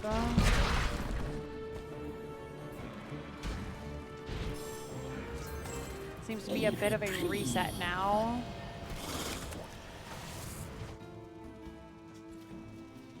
Everybody just playing safe. 16 to 16, so again, the members don't really want to fight unless they have some sort of advantage. If they find a hero hanging out by themselves, if they have that talent advantage, that's when they're gonna start looking.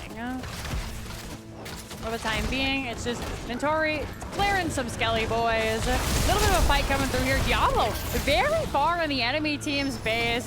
These Malfurion roots are just shutting down Red. It must be very frustrating to be this Diablo right now. Every time you look to go in, Shockwave will find Hanzo. Great follow with the arrow. Comes to sleep. There's nothing that poor Porky can do. Follow from that zombie wall. Red is low. They don't have their souls back. 85. Epic tries to get the stun off to help, but fighting in that spell armor doesn't do much for the members of CCS. They're throwing out whatever poke they can. WildHeart is looking to be an unstoppable force this time round. Now, with a much longer kill timer on Stukov and Diablo, WildHeart will look to grab this top boss. The members of CCS are aware there's nothing they can do about it, so it's just better to try and push and prepare these lanes for what's next to come. Try and get the turn in where they can. Epic does have 35, 18 on Nano. And this fort is not long for this world. Beetle's coming out for a new Barak. Didn't go for that Beetle that we saw in game number 1. Looking for the constant push, but of course, just a couple of throwdown abilities there, and that fort is gonzo. 52 turned in from the side of CCS. Not enough to get their turn in just yet. Looks like Blaze was the target here. However, they're not going to find him. It doesn't mean they're going to stop pushing, though. Gargantuan does come out. It can take this fort really nicely. Combustion will have to be popped. Excellent bonus damage thrown around from Brown Bala. He is taking quite a bit of pounding. And look at Nazebo stacks. 219 on that Voodoo Ritual. As soon as those 20s come online, they will have the members ready to go. Ooh, tough breaks, though. Are going to see on quite a bit of damage. They managed to jump over a bit of terrain. Great use of that cocoon by a Numerak, ending Cassia's onslaught. It looked like such a great engage for the members of CCS, but it is all going south. Hold that thought. We're 1 for 1. Corky is able to get out. Red is able to get out. They finally have those souls all packed up. And a fine trade for the members of CCS. It was a very aggressive engage from WildHeart. They weren't able to grab the... Oh, they're not done yet, though. Red taking quite a bit of damage. And once again, he's trying to peel for Porky, but the ult it giveth and it taketh. They push away Brown Bala, but they only end up hurting themselves in the process. Lupus had nearly negative HP there, so great healing from Slug Hunter. The mana is low, but they are holding firm. First keep of the game will go over to WildHeart. Red Web Weavers are being summoned. However, this isn't going to do much. Bottom lane is pushed into the next lane. Right back at base is where these spiders expect to spawn. In the middle, it's a little bit better, but this is a very defensive wave for the side of CCS. They just have to try and reset these waves so it's not constantly barrages of blue coming on top of them. In fact, these spiders are so far back, we could even see an awkward phase where spiders just end up killing themselves. As they walk down the lane, they do slowly lose health. So mid cleared out, no problem. Top is going to be taken care of. Level 20s are now online for the side of WildHeart Omega. Again, just like cutting through tissue paper, really nothing the spider can do there. And then down in the bottom, it's only made it to halfway through here, and it's got half health. They're going to look for this bottom fort, but clearly not what you want to be spending 60 gems on. So hard to get gems at this point in time. The fort finally will fall down, but hold that thought. Connor, oh, nothing he could have done. The CC was too real. The Notori sticks his nose out a little bit too far. And now CCS can look to make something happen with it. In the 5v4, the Skeletal Sisters are still available, so are going to see the aggressive camp being picked up by CCS. Lupus is going to check to see what's going on. Out comes the zombie wall to stall anybody from coming through here. Camp will need to be dealt with. Roots come out. It's constant pushing. 2 lanes now from CCS. Not ready to give this up just yet.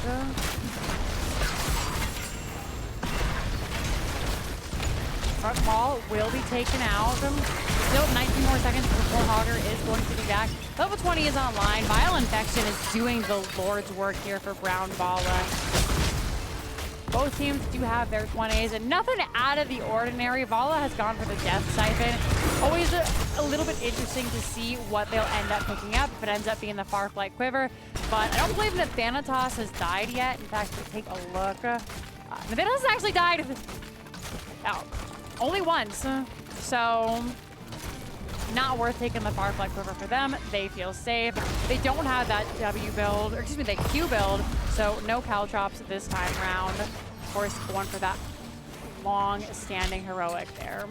Cassia is the most interesting, I think, here, going for the Imprisoning Light. I expect that has to do with the fact that every time they've got those Valkyries, there have been a lot of heroes to the side, so getting those roots and trying to end the life of whoever you have caught in that Valkyrie can be quite helpful. Just denying Malfurion from stepping up to get Moonfires or a Nubarak to come through and drop cocoons as they have been doing. APOC is going to come out. There is going to be the follow-up, though, from the Dragon Arrow. Nazebo in a rough spot, drops the Ice Block. Out comes the Hogger Stun. A Nubarak dropping the cocoon as well. Zombie Wall trapped to Ret. is chopped liver. Nathanatos trying to stay alive. They have 20 of those gems. They're going to be left to the wayside as the spiders eat them alive. Blaze the next on the chopping block. Stukov wasn't there. He couldn't do much. That's going to be Cassia going down, and Porky just trying to buy time here. But there's the stun. There's the death. And it's looking quite similar to game number 2, where we take that bottom march to the core. Brown Bala already on their way. Not stopping for boss. No camps left to be taken. We don't need the extra XP from these custom games.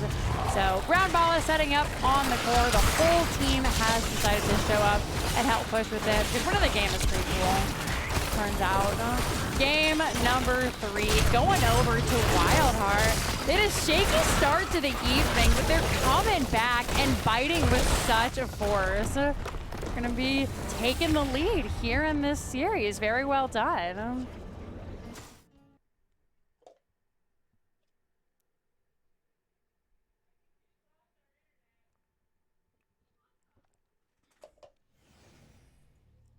Alrighty, let's take a look at these talents here for the teams. Take a look at these stats.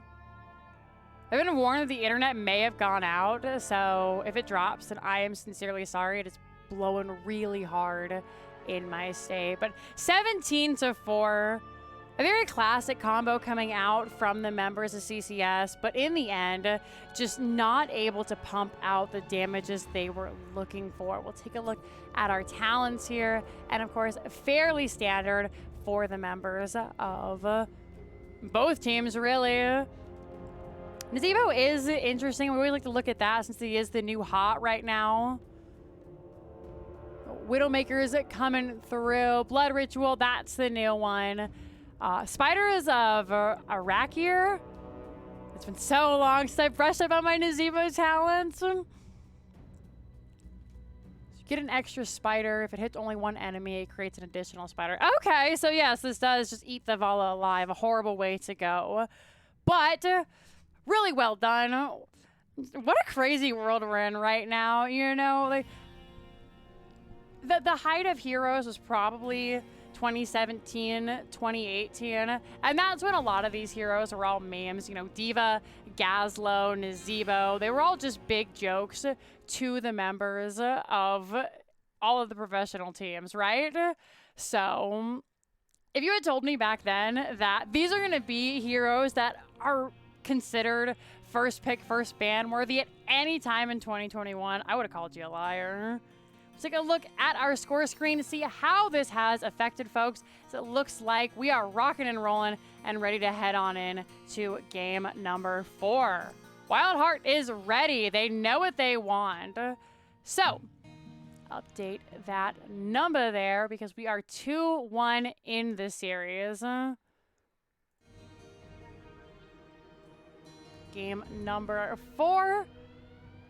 Classic favorite. We never get to see this map in the regular NGS season. And I understand why, because it can be kind of a dicey map to play depending on how you play it. But it's my personal favorite. We're going to Towers of Doom, ladies and gentlemen, and non-binary folks.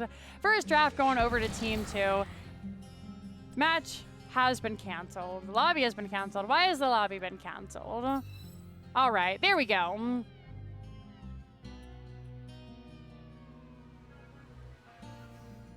There we go. All righty, picked up by WildHeart.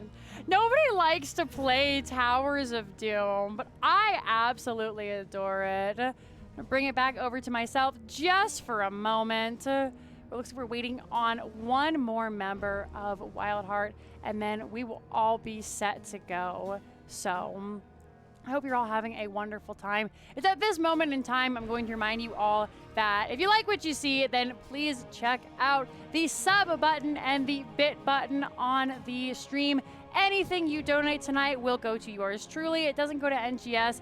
This is just their way of saying thank you to the casters. So every little bit helps keep the dream alive. If you like your casters, then please, please, please show it. A lot of them do it just for fun. This is something that they spend a lot of their free time doing, and it always feels nice to get a thank you from the community. But of course, if you can't, I know the world has been crazy. Getting jobs and whatnot is super hard right now. Just hanging out and chat and clipping your favorite casters, talking about the games really helps us out.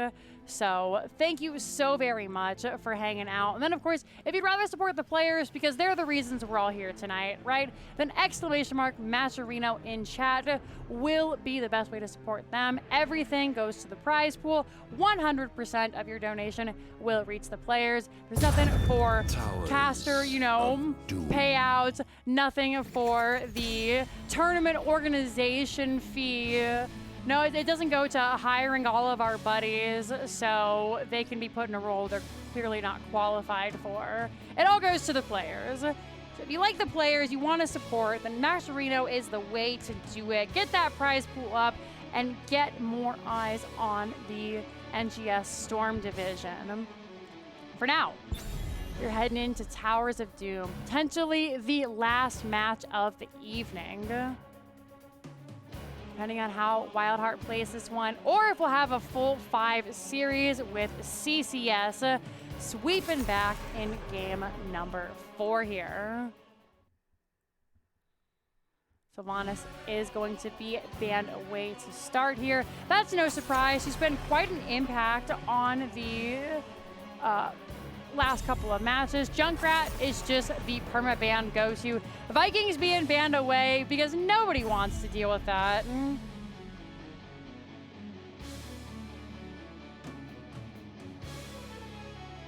See what the members of WildHeart looks to ban away this time round. Falstad is going to be the ban.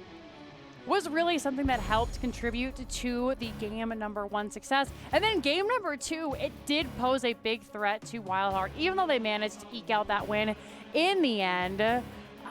It's been really impactful, so absolutely it makes sense to get rid of it here. First pick, of course, going over to the side of CCS. We'll see what they look to grab. Going with the Stukov once again.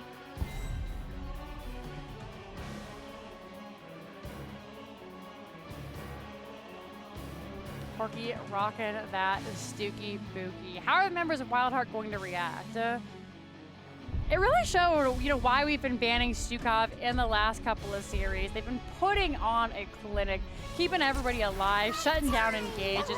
But finally, the best support in the game will make an appearance as Brightwing is going to be grabbed. And once again, if it's not broke, don't fix it. For the 3rd game in a row, Nintori will be grabbing that Hogger. Hogger is always a little bit curious on this map because typically you want an off lane that can double soak. And while Hogger can do that, they're one of the slower double soakers here. Dahaka even slower than Hogger. Vala once again coming through for Nano. The big thing for Dahaka here is they can grab that top shrine at the start of the game and then rotate down to the bottom shrine to make that a 5v4, since we typically see both offlaners agree, I take mine, you take yours, and then we both run down to the bottom. Dahaka can get there that much quicker. Zeratul and Uther are going to be banned away. Kind of a big red flag for the Zera. If you're picking the Brightwing and banning the Uther, that CC can just spell disaster for him. So makes sense that the anticipated play is going to be banned out here. Now WildHeart is thinking, oh man, they banned our Zeratul. What do we do? What do you do? They may not have been picking Zeratul. I just like to imagine they were. Once again, we're going to see Brown Bala resurge on the Tychus, and then Lupus, that classic Muradin, coming through here. Tori's a Hogger Pogger, absolutely. Probably been playing the Hogger out of their mind. Epic, though. I haven't gotten to see much of Epic. It's clear that they were on Storm Esports, but I didn't have a chance to watch too much CCS or CCL. And they've really been doing well in those off lanes, doing the soak, keeping everybody alive in those team fights, especially that last one with the bunker. We're going to finish this off, and it's looking like a hyper carry Vala here. Medivh coming through for Nathanatos, May picked up by Rhett. This is what Rhett is known for. And now, how are WildHeart going to respond to this? It's super interesting. They're going to look for Chromie here, which kind of is... Oh, man. I don't know how to feel about this one, y'all. Chromie can poke from so very far, but Medivh negates that. It makes me worried for Rev. They had a hard time in game number 1. So the engage isn't absolutely insane like it was in game number 1. So maybe it'll be a little bit easier for them. You know, May coming through a portal isn't as terrifying as Diablo or a Nubarak, but it's still a tank coming through a portal onto your back line. Medivh, remember, he's the guy that we were like, oh, that's fun and interactive. Blizzard, please nerf. And he's been one of those heroes who has kind of fallen out of the meta, not because he's bad, but more so because the pros were like, I'm so tired of playing Medivh. I'm so tired of banning Medivh. So it was just kind of a gentleman's agreement that everyone stops picking Medivh. However, if you need a saving grace, someone that fixes mistakes, then Medivh is your bird. So, heading on in, game number 4, potentially the last game of the evening. We have Reb on the Chromie. Slug Hunter will be your right wing. Nintori on the Hogger. Lupus is your Muradin. And Brown Bala will be that Tychus. This is WildHeart Omega. 3, and sporting those red health bars, it is going to be Nathanatos on that Vala. Porky will be your Stukov. Nano is going to be your Medivh. Red grabbing that May, and Epic on the Dahaka. Brawl in the mid lane makes sense. Medivh hasn't landed just yet. The biggest thing he can do is be on that mount in the air. Of course, they do need to get that Master's touch stack. So, looking for a couple there. They managed to grab 3 stacks before heading away. Both off lanes just heading on up to the top lane. Remember, these are our coolest and most attractive players. They sacrifice screen time so we can have XP. Down in the bottom, Porky is just absolutely disrespecting Brown Bala, going in for those heavy slabs. Lupus is so low, they try to drop this silence. Not going to find Lupus just yet, though. Second wind will come through to heal him up. That is a very early tap from the tanks of WildHeart. Rhett will take a little bit of poke damage. Nano takes a little bit of poke damage, and very similar to a Varian, you have to be careful when you have a Medivh on your team, just due to the fact that you don't want to lose those Master's Touch stacks. If you lose them, they can be so very hard to get back. And as such, you have to play a little bit more safely until he stacks, and then he can feed all he wants after that. But until then, those portal shields belong to him. Both camps are being picked up. Brown Bala immediately heading to this mid lane here. We're actually going to see Epic rotate down first, and it makes sense just because we do see Hogger getting set up, grabbing this top camp. A little bit of a fight breaking out here. Pumpkins are being cleared out fairly easily by CCS. Of course, with the 4 members here, with that extra bit of push, they don't have that second assassin on the side of WildHeart. They just kind of have to give over their sappers. The other sappers are trying to be pushed in, but the members of CCS are doing a great job blocking Chromie's shots here. They're trying to look for extra damage on the Porky. They do find it, but all 3 sappers will get in. However, Nathanatos is going to take a little bit of damage here. Lupus also getting quite low.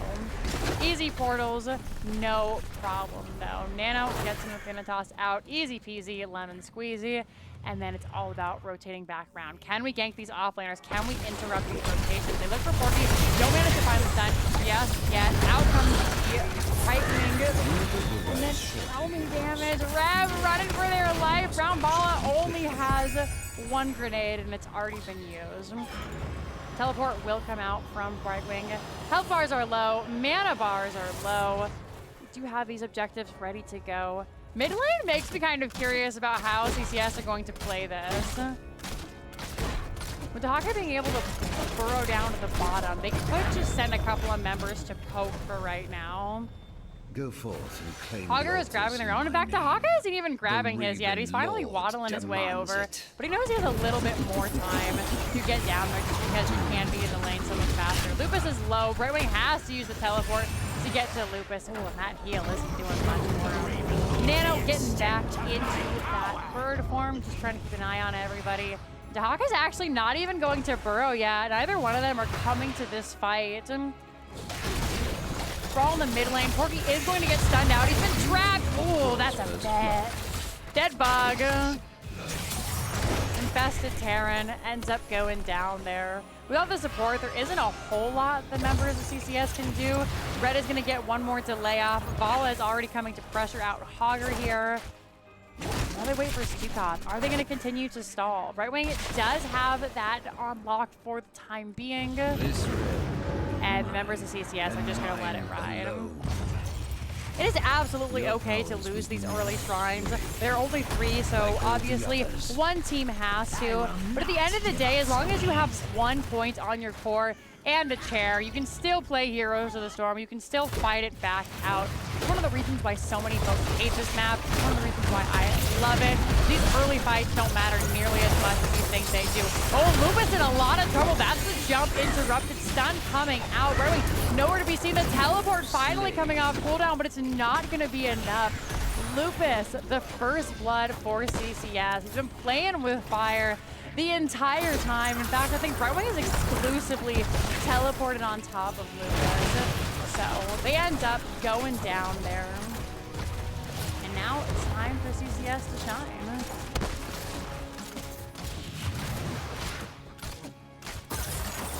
Camp has been picked up by the members of CCS. Silence will come out. Porky immediately being reminded why you don't stand there. Lots of damage onto him. Skullcracker for Muradin is really ruining Porky's day.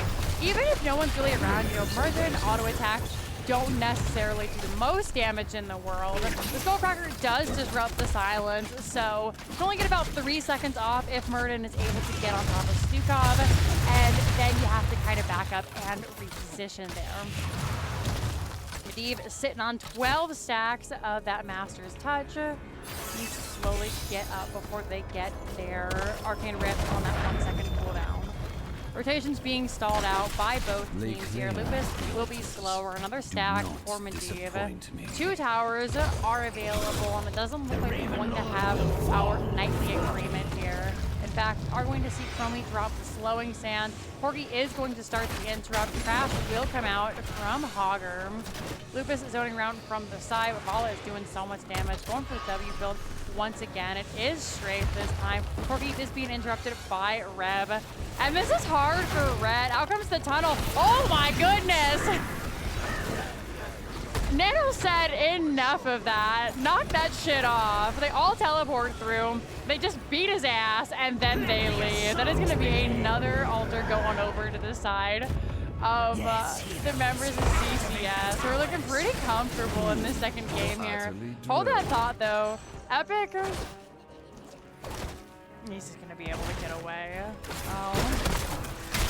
Oh, poor Rab. I can only imagine what must be going through their mind. They get the cheeky interrupt, and they absolutely just get dongled on.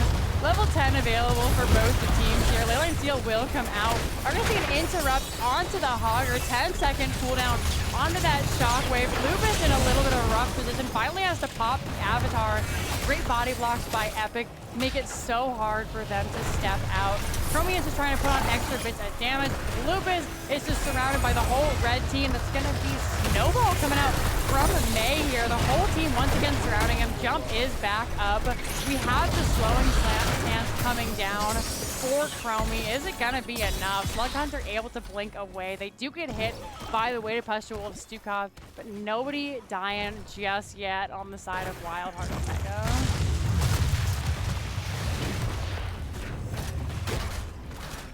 Oh my goodness. I can't get over that tower dive. I'm sorry. That was so funny. Lupus being kept an eye on by Nano. Camp's being cleared here. We have to give big shouts to members of CCS who've really been dominating this mid-bottom rotation. They picked up most of these camps.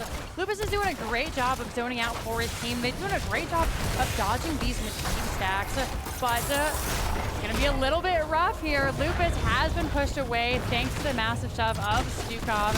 Trying to save that jump. They finally get it through. Right wing comes through. Avatar has been popped. Slowly stands for anyone trying to go through that portal. Leyline Seal will connect onto Lupus. The blink heal, though, is enough to save Slug Hunter's life. Lupus, he's low. Not gonna go down. It's so hard to kill Muradin. Bala getting basically free damage on the side that entire time. Retin and Thanatos very low. Massive stuff will come out. Oh, Red is eating a lot of those sand blasts. Is going to survive for the time being. Epic will be discovered. The team too smart to expect those bush ganks. Entori gonna be interrupted. There's going to be the shockwave coming out. It doesn't connect onto anybody here. Owen has been dropped. Rub saying, hello, help, please. Heroic still available for most of his teams. WildHeart, though, really scraping the barrel. Strafe still available. Massive stuff is available. What do you say? Snowball Ready to have a little available fun? for May. And it looks like WildHeart is just going to give this shot up. Remember, Chromie scales pretty strongly, so they're, again, not too worried about not getting these early camps, not getting these early altars. If they can find the late game, then they'll be sitting golden. I'm sure that's what they're banking on. Thank you once again to everybody who's been following throughout the stream. We really appreciate it. It helps NGS grow. Virulent reaction onto Lupus. Nearly gets stunned out, but it turns out if you jump high enough, you can avoid hypothermia. Leyline What do Shield you say? will come out. Ready to have a little Is fun? the towers going? And lots of damage onto May. Oh, not as much as Stukov, though. Porky the next on the topping block. Nathanatos is full of holes. Red is full of holes. They actually end up burning the snowball to get the hell out of Dodge. May and Vala survive. That's the important thing. These objectives will be coming up soon, and May's ult will still be on cooldown. Stukov is dead for the time being. Nano is able to sniff out Brown, Bala, and Lupus. Stun coming out. They have that double stun, remember. Vala is back. The rest of the team not near. They get the burrow from Epic. The tongue not going to connect, and I believe this is what WildHeart were looking for the entire time. It's a very long cooldown for Dahaka. 50 to 60 seconds, I believe. Between 50 and 70. And now he's going to have to walk back around, which gives Centauri a lot more freedom. In fact, pulling them down does mean that this top camp will go over to Nintori. Altar position is in favor of CCS for the time being. And despite the back and forth, it's been an incredibly even game so far. Looking at the score screen, the Altar phases have gone more in favor of CCS. We are 2-2 in the kills. Hogger is coming in looking for blood, using that Hog Wild aggressively, while Red uses their cooldown. Slowing stands coming out from Chromie. Nano is trying to grab that. Ryan finally has to step off. It is going to be right when stuck in the leyline seal. Ground ball pops to compensate Odin. Time trap onto Red and Lupus. Massive stuff coming through for Hogger. Red gets away with just 100 health. Squeaks on out of there. Stun coming out onto Vala. And this is not going to be a shrine that the members of CCS can just take so freely. Red is low, Nathanatos is low. Porky does find the silence on a Slug Hunter, but it comes at the cost of his life. Red is just trying to survive. Leyline has been finished for Medivh. Hogger on the run. The rest of the team will get that shrine clear. Lupus gets the start on the follow-up from Right Wing. What a great polymorph. And then, of course, Chromie able to hit from Africa just finishes him off. Great communication, great understanding by WildHeart. They know when to go in, they know when to back out. And this Medivh isn't as a free win as much as it seems this time around. Heroes, I have A opened little bit a of tunnel siege near coming our in here from Rev. Stun comes out, doesn't connect onto Nano just yet. I knew I could do that. I've opened my tunnel as well. Will find the time drop onto May. That's a little bit of extra damage there. Virulent reaction coming out. The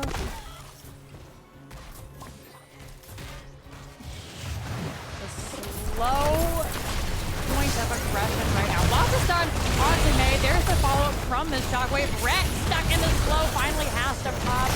Sad extra bit of cryo freeze healing to stay alive. Lupus, though, is just being eaten alive by Bala. She's got that level 16 Manticore now and is just chunking away.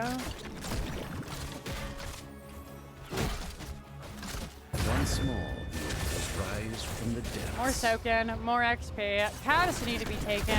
CCS shouldn't look to invade here. This is a quick clear for the members of CCS. They can just look to grab these boys pretty quickly, especially with Medivh's Arcane Rift now being on a 1 second cooldown. That damage is going to get exponentially higher. Lupus better be careful. They missed the stun onto Porky. They have already used that jump, but they're not going to be able to connect. Brown Bala is here just as well. They're looking for Brown Bala. Oh, the massive shove all the way into the fourth. They're looking for him now. Out comes that grenade. Brightwing is here. There is going to be that line seal. Lupus is not the target. At this point, that is going to be shots going off for the side of the red team. Blue shots going off as well. And just as we started, here we are.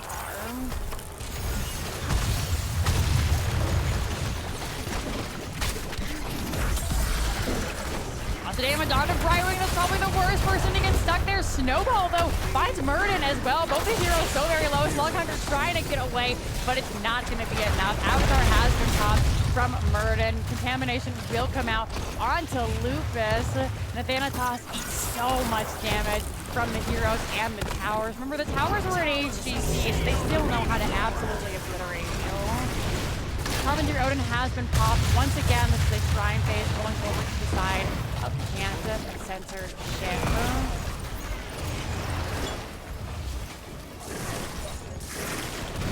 Bottom lane being pushed ever so slightly, though. No hard commitment has been made by CCS. Nano is nice and safe. Keep an eye on everybody. Get anybody out if they're in a little bit of a predicament. But for the time being, they're fine to just poke with Vala Qs, poke with Vala Ws, the occasional little bit of damage from the other members of the team here. And finally, getting it about down to 25%. They're going to back away, look for this Anthem. Everybody splitting to avoid the leyline seal steal. Wouldn't be surprised if we see the Medivh cheats come out of here, as we've only been catching 1 or 2 members in the leyline seal. So having that ability to move it and adjust it will help to kind of negate some of the key factors of WildHeart's comp.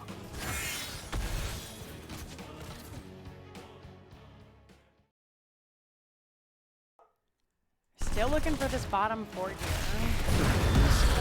Augur has been caught in the virulent reaction. Cleanse will come out from Brightwing. That's a 90-second cooldown that will be up for this objective.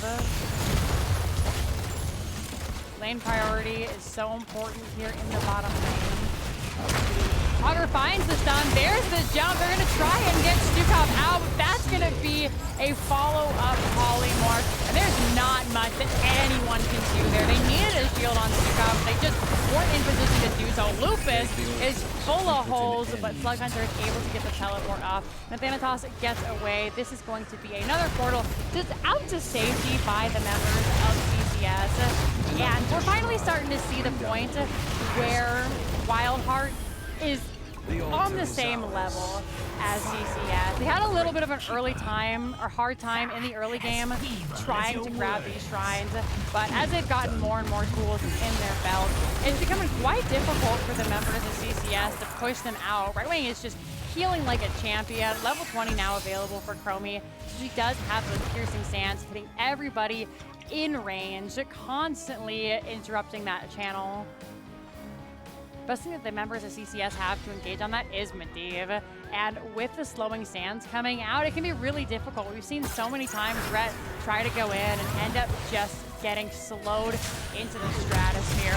Nathanatos is under a lot of pressure. Out comes the saving shield from that Force of Will. Extra heals from Porky. And this is exactly what I was talking about. The damage from coming through that portal. any of those squishing members peek their head through, and they are just chunked out. Up in the top, fight over that.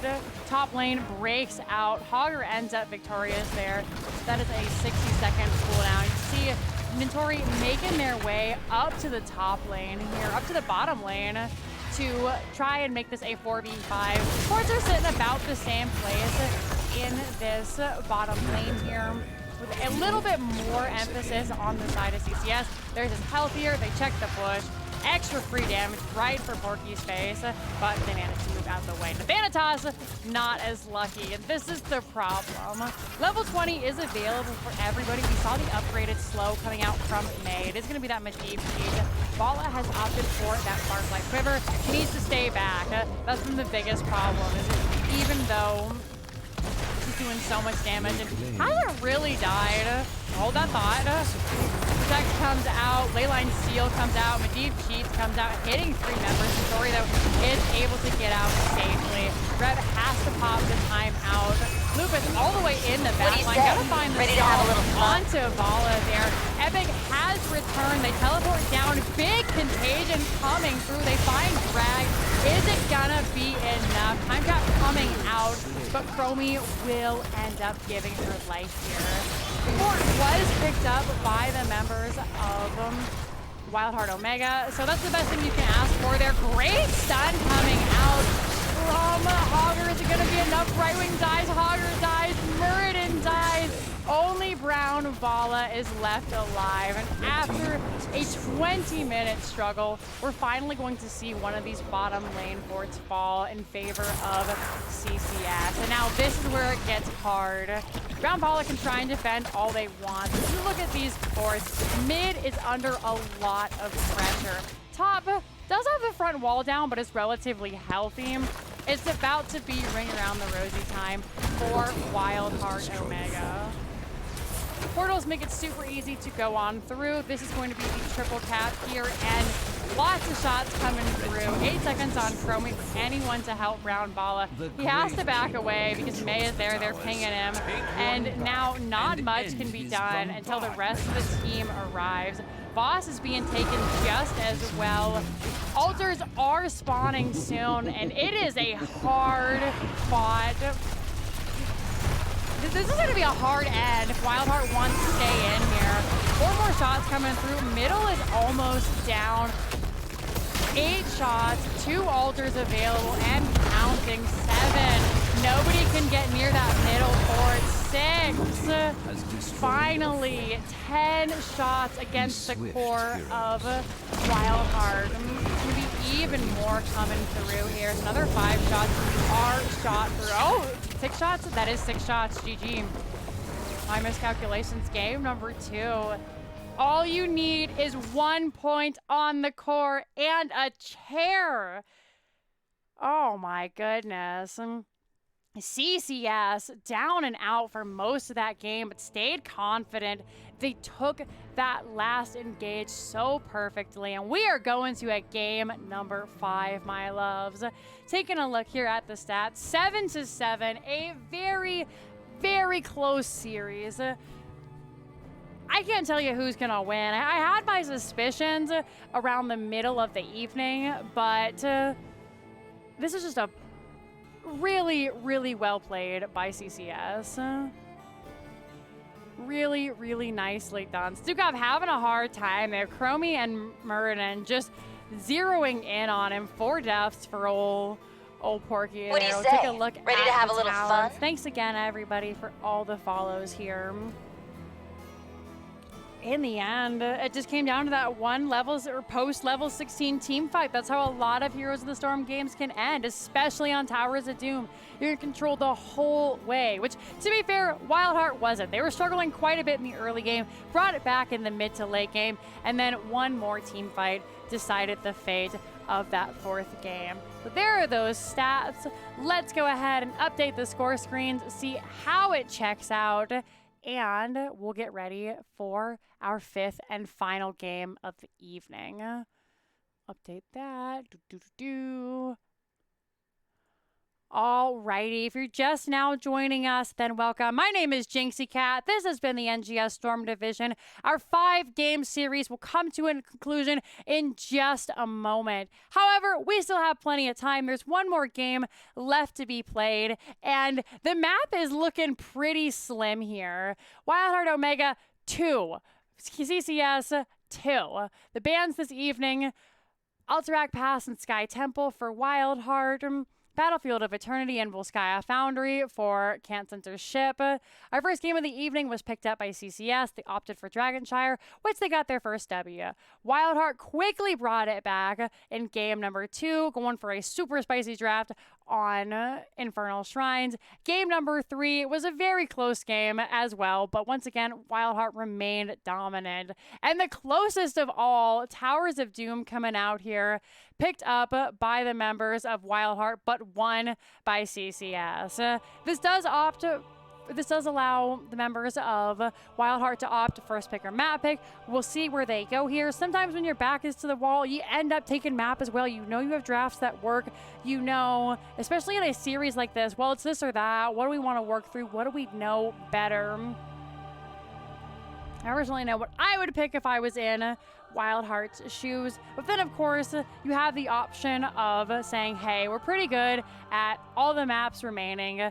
Let's go ahead, throw down our first pick. We'll see what they pick, and then we can start to formulate a plan from there. We'll have to see what they're doing. And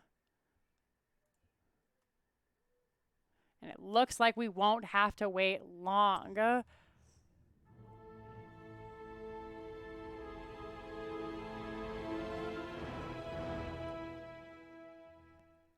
Oh man, I just got a ping in Discord actually.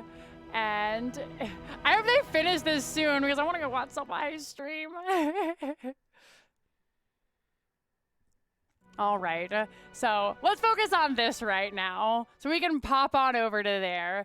Game number 5 is going to be played on everybody's favorite map. Can you guess what it is? It is a staple. It is loved by all. It is Garden of Terror, picked up by the members of CCS. Nobody has ever said, boy, I hope we go to Garden, unless you're a crazy person like myself. But Garden of Terror is where we're going to be going for game number 5, and I'm super stoked. I think this was an incredible choice by CCS. We've seen over the set of games that they do tend to have a better idea of when to pick up the camps, how to take the camps, what they can do with the camps, and then just fighting over these points, they're absolutely excelling. So I think this is an absolutely just ingenious pick from the members of CCS, and I'm so excited to see how this thrilling 5-game series comes to a conclusion.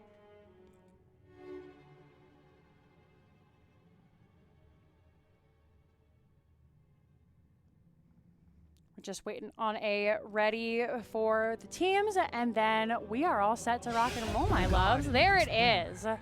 All right, how does the match come to a close? First pick for WildHeart. What do they opt to pick here? They went for the Nazebo in game number 3. It got a lot of value. Garden of Terror is very similar to Tomb of the Spider Queen, save the fact that those terrors don't slowly lose health as they descend across the map here. So another game that could go long. They could look to pick it up. They can pull off some incredible stalls with the spiders, the zombie walls, gargantuan. If they want to go for a slappy ghost style of play, they can definitely do that. And I think that is a well-deserved respect ban.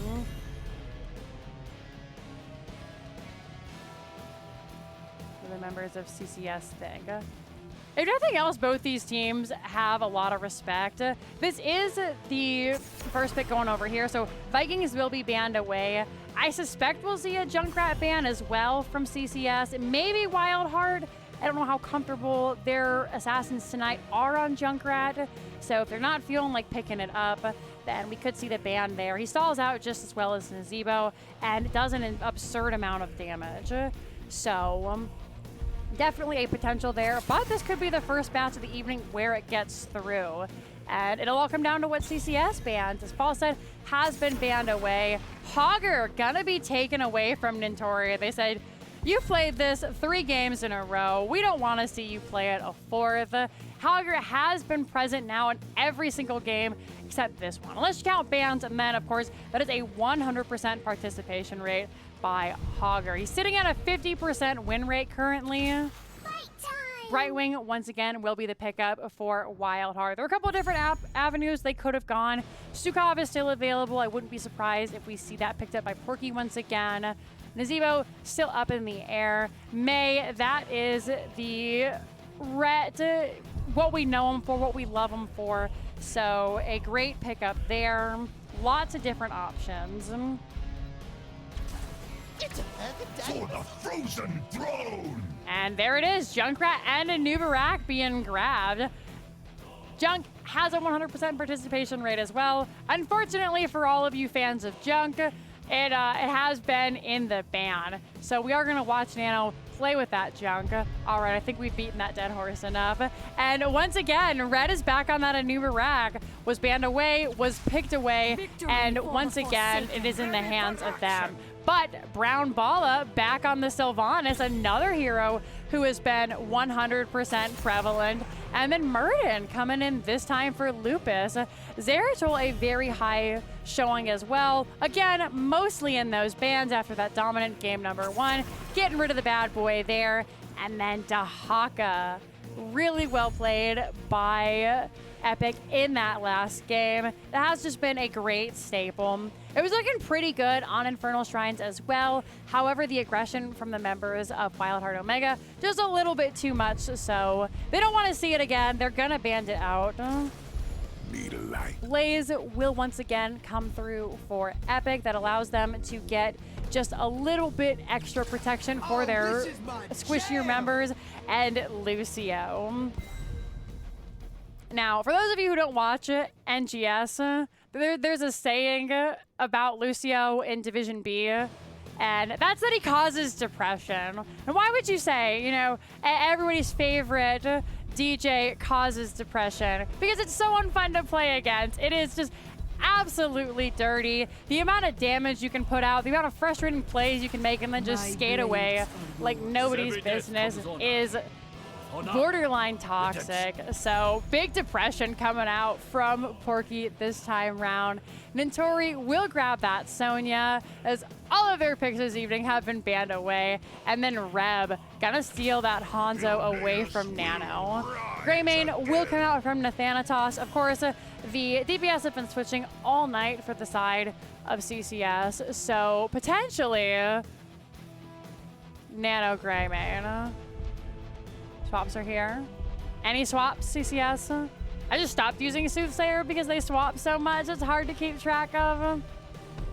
But it looks like this time round, they are just gonna let it go. So everything we've been waiting for comes to an end here. Game number 5, WildHeart Omega versus Can't Censorship. I hope you all have been having a wonderful evening. And while I have you for a moment, I'd like to remind you that if you've enjoyed the casting tonight, that every sub, every bit donated goes directly to me. 100% of the profit go to your casters, and every bit donated to the Matcherino goes to players. So if you want to support the amazing folks keeping Heroes of the Storm competitive alive, then please consider checking out the Matcherino. Please consider donating to your casters. And again, I get it.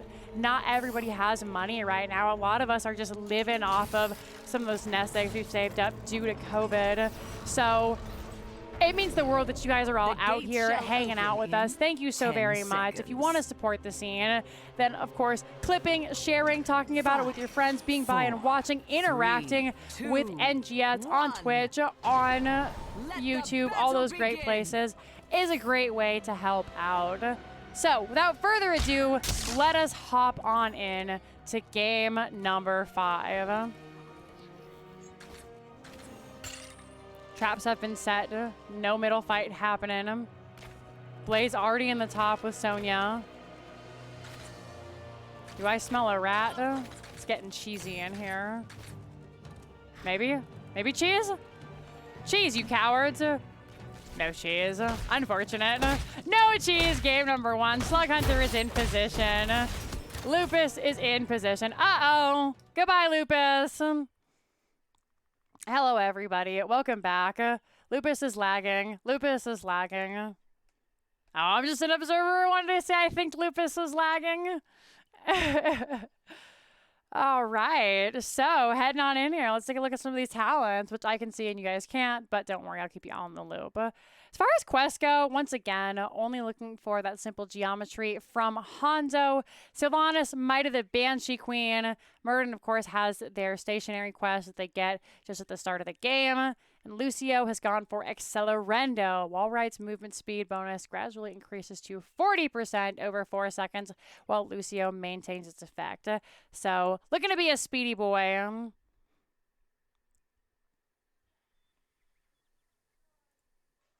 Everybody is chilling.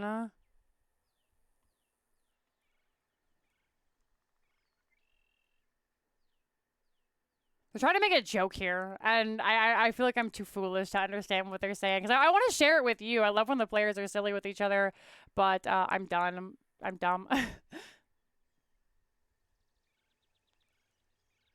All right. Any minute now. At least it's not Roger and Roger's internet, if you remember him. Roger always losing their internet.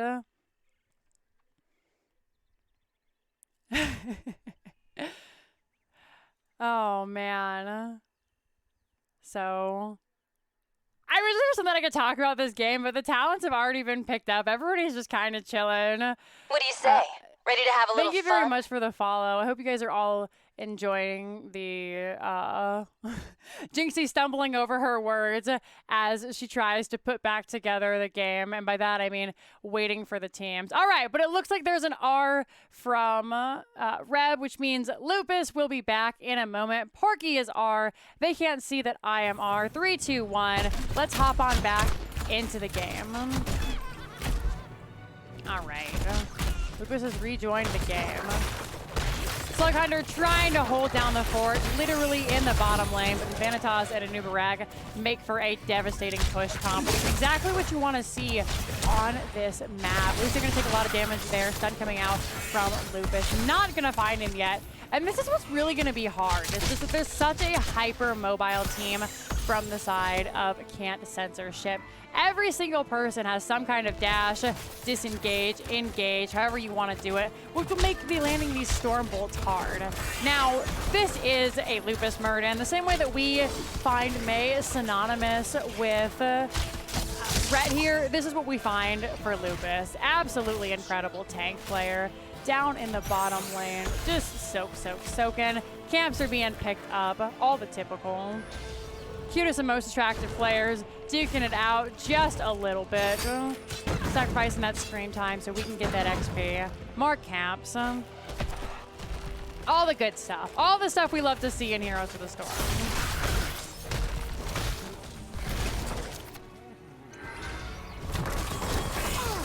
Both teams have incredible push power, so I should suspect that depending on how long teams are off, we could see a little bit of trade here, a little bit of sacrifice, maybe sacrificing camps so we can get some pushing, or just looking for the double push themselves, who beats who. You have Greymane, who does an insane amount of damage, and then Anubarak, who in theory can continuously pump out the beetles to keep you pushing. Obviously, the mana depends, and of course, if anybody rotates down, Sylvanas, a little bit easier time with the Black Arrow, just shuts things off, but only once every 40 seconds for about 10. So it really comes down to how the teams are going to play and how they can use these openings in the team fight. Currently, the objective does pose very strongly in terms of CCS. Lupa's going to try and get away with the CC is unreal. Blow him up. What do you say? Coming out Ready to have a from little Junkrat, fun? and that is one dead dwarf. Taking a look here, we have, blow him up. One of the best Junkrat talents in the game, and then of course the Chattering Teeth. So Chattering Teeth makes it so minions can no longer be picked up by the trap, you have to use a hero to pick it up. It can really make for a difficult time around these objectives, just due to the fact that somebody has to pick it up. That's a free route, especially if Junkrat goes into the silence later on. You can kind of make somebody a sitting duck for a couple of moments. Sonya dies up in the top lane. Multi-man gank, my favorite. Trying to keep an eye on all this. Detours, my apologies, everybody. More push coming out here. And this is what I was talking about. The better push right now in favor of Can't Censorship. They have Greymane, they have a new Brack, they have a wave here. While down in the bottom, Sylvanas can use those black arrows. It looks like they may have come out, but Nano just really makes it that much harder to push into. You have the chattering teeth. We look here, we have the big ass, making it even larger.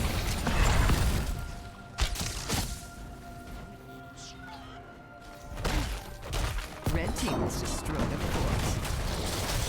Sonya once again in big trouble. Raka. Right wing will teleport in. Greymane trying to get out. Polymorph does come out. Lupus has returned to join the fight. Gonna jump over the wall. Porky is here too. And with that extra bit of Lucio damage, we are going to get to safety. No problem.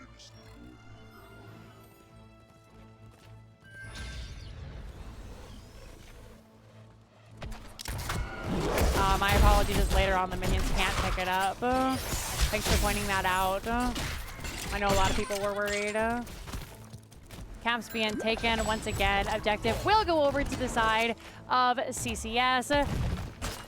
Members of WildHeart, they're not worried just yet. They know this doesn't mean terror. They're just going to continue to soak away. A little bit down in the soak. Blaze continuing to do it. This is always one of the struggles with Garden of Terror. Everybody wants to get those camps up. There's so many of them. In fact, another one being picked up just now. Sonya has been rotated down to the bottom lane. It's really hard to grab Soak in the top lane thanks to that fort being down. So they're just going to look to try and find a little bit more push.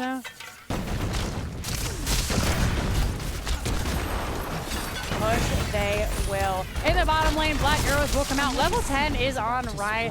Out comes the Blaze Heroic there. Everybody's got to back away. They know it's coming soon. They don't have those level 10s. This is hard. If WildHeart can't find this objective quickly, they can't find a near pick, and it looks like they're not going to. They're just going to have to wait for their level 10s. Eat this first and then come back swinging in the later game.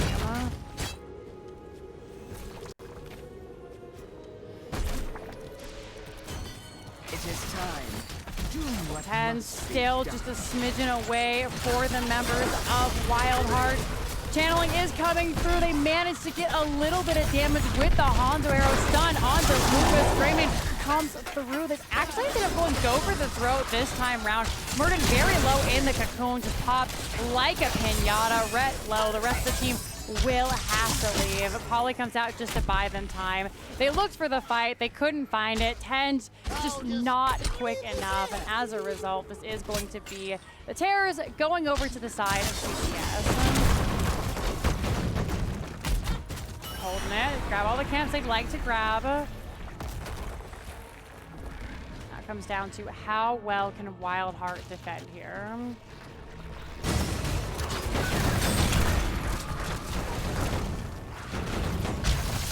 Sonya in a little bit of trouble.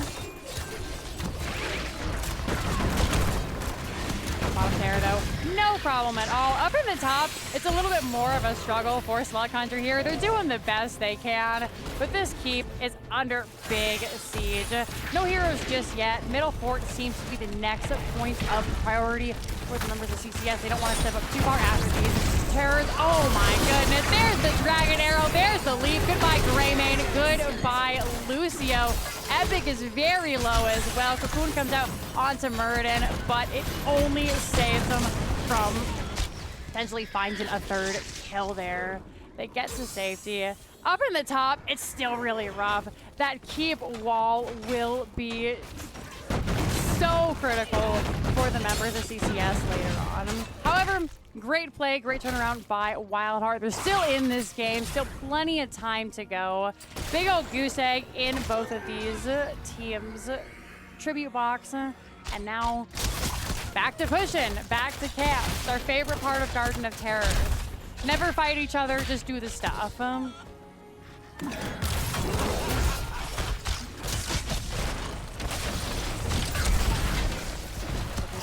onto Lupus. Not gonna find it just yet. Remember, now that level 10 is online, we have that double stun from Muradin. They no longer have to stack it up.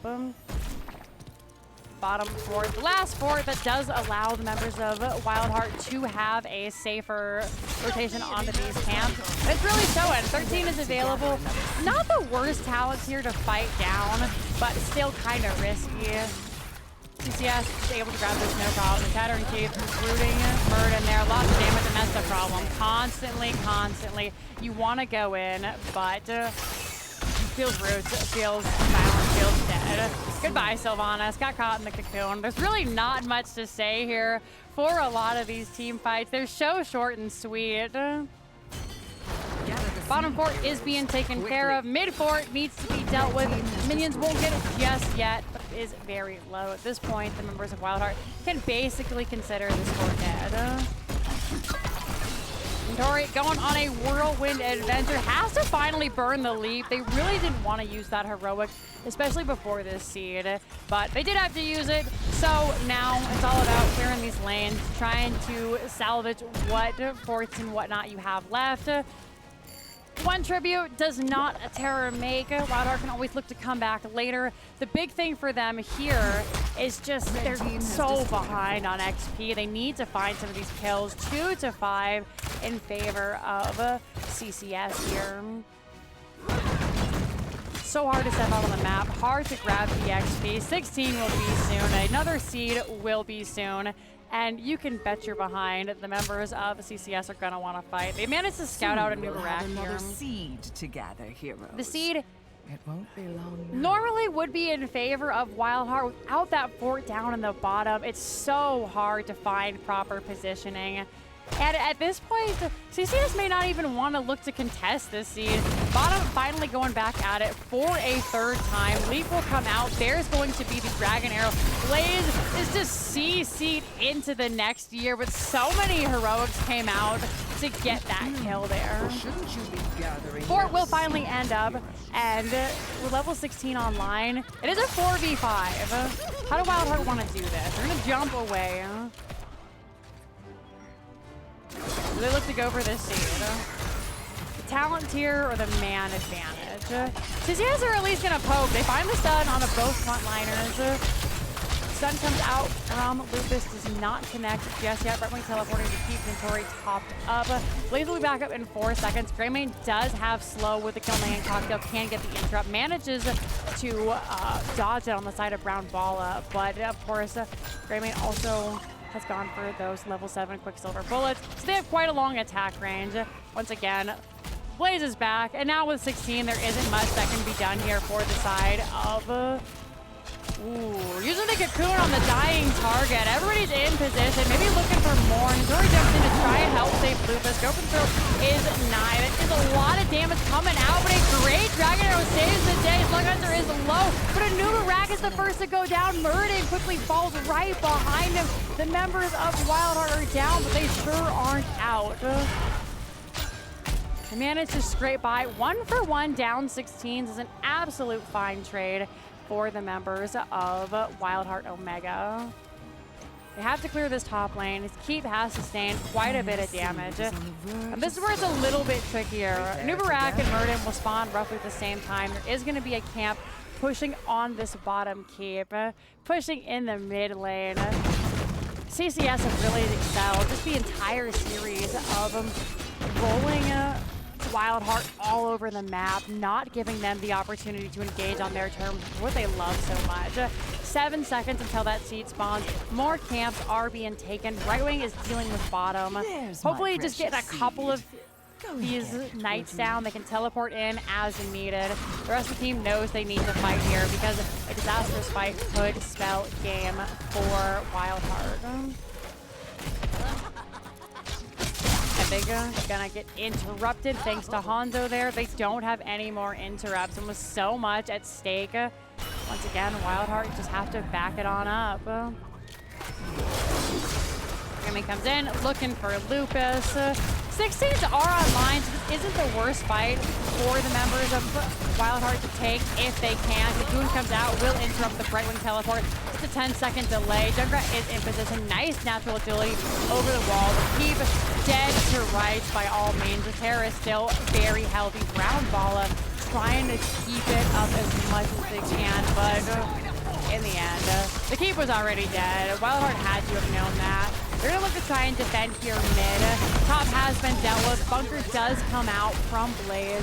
Lucas trying to break it down. Terror still nice and safe. They managed to avoid that stun. Finally, chunking him down. Minions on the core. They're just a couple of bitty boys. So, WildHeart not too worried. They're worried about this keep, though. All of the keeps are falling. They find the Dragon Arrow onto... And Nubarak, is it going to be enough? So he jumps in with the lead. They're chasing. Out comes the Riptire. Level 20 still not online. Greymane wants it, and Tori has he divin too deep. Porky gets in through with the high five. Saves everybody's behind. And WildHeart make it out relatively unscathed. They lost a keep, which feels awful. Both these keeps are very low, but for the time being, they stand. Basically dead is not dead. Of course, camps are available, so that's where we can expect to find CCS. They take that one. This is the only objective left on the game. Only opportunity. And they're not going to fight. CCS know better. They know that WildHeart wants to try and find a fight here while they're even. Right now, it's CCS's job to just not fight. Look for the soak here and there, try to find 20, and then take that engage, because WildHeart is very far behind. My.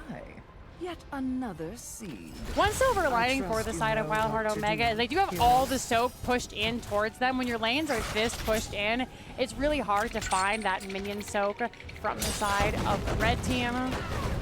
So once again, towers have been reset. Terrors can spawn eventually, but these aren't objectives that WildHeart need to really dedicate themselves to. They managed just to get their own number on the board. Members of CCS are looking to push up in the top lane. They're trying to find that 20. It is very close. Junkrat and Nubarak can stall for a very long time, but finally, members of WildHeart Omega are on the board. They're having a rough game, but by all means, not the end. As we saw in the last game, this is Heroes of the Storm. You take one team fight down 20s, and you can turn the tide of battle.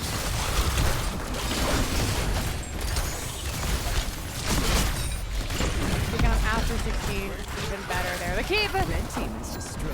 WildHeart had to kind of assume, you know. At that point, again, you say it's basically dead. They tried to defend the best of their ability, see if they couldn't find any picks on the way out. But when they get that low and you have heroes like a Nubarak, like Greymane, like Junkrat, you can't expect them to stay too very long. Ret waiting in position. Nobody on the team is nearby, so definitely saving those engages to get out if things get spicy if somebody steps out here. The rest of the team is back, so they can look a little bit more aggressive. They have 20. It's still just a bit away for WildHeart. One keep remains. The big thing here is they can't lose any heroes. Gather the seed before you. They can lose the keep. They can come back from no keep, so they can't come back if heroes die here. Finally, with level 20s, WildHeart will finally have the first fight they've been looking for all game on an even talent tier, completely even playing field.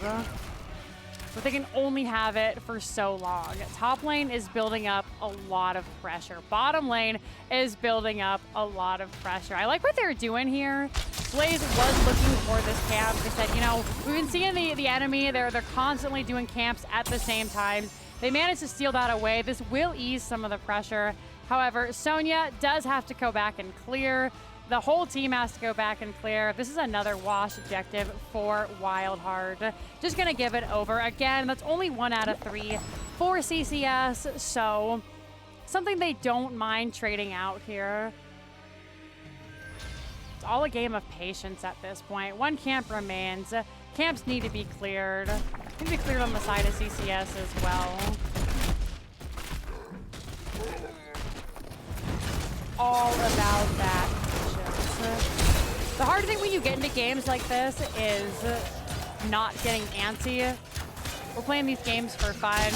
You like to fight the heroes, you like to kill them, you like to win. But right now, it's just about playing slowly, playing calculated, finding your in and then going for it. Camps, of course, being taken. CCS are in the driver's seat. They're very comfortable in lanes. They can continue to push this out. Another objective that WildHeart doesn't have to wholeheartedly dedicate themselves to, but again, it would be nice.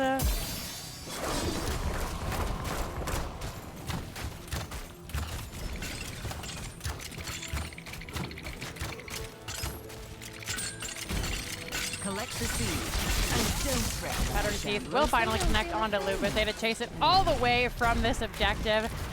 And it's really the hard thing. This fight, Junkrat has been banned out so much throughout the entire evening. It's just setting up around this objective it's really hard to come in on it if you're WildHeart. Lupus may look to jump in. They are low. Right wing getting a little bit of extra healing off on them would be nice. They have the invisible friends, so point and click isn't going to quite work. This does negate a lot of Greymane's damage unless they're able to hit a cocktail or a swipe. But of course, not being in the Worgen form, you need somebody to click on. Hanzo doing great with the poke. They've gone for those piercing arrows, so they're constantly able to harass. The bullseye coming in. Tori looking to duel it out with Greymane. They have been separated out. Greymane isn't here for the time being. It's a 4v5. Lupus is low. Wailing Arrow will come through from Sylvanas. 2 members hit by that Riptire. No play of the game, of course. Sylvanas is low. Oh, Red is very low. They go back in trying to find blood with their life. They manage to succeed. Sylvanas is traded out for the tank. And Tori is so very low. Greymane is coming in hot. Reb is low. Lupus is low. Slug Hunter and Reb trying to leave. Is this the beginning of the end? The Riptire coming out. Lucio speeding after the rest of the members. Reb trying to kill this thing. Blaze, though, looking for the sub. Nice link from right wing, however. Slug Hunter can only save themselves. With just Biddy Brightwing, it's looking like a game number 5 going over to the side of CCS. Greymane is on the core. It's 28 seconds till the next hero is here. Only a Nubarak dead. And just like that, game number 5 and the series going over to the side of Can't Censorship. GG, what a series.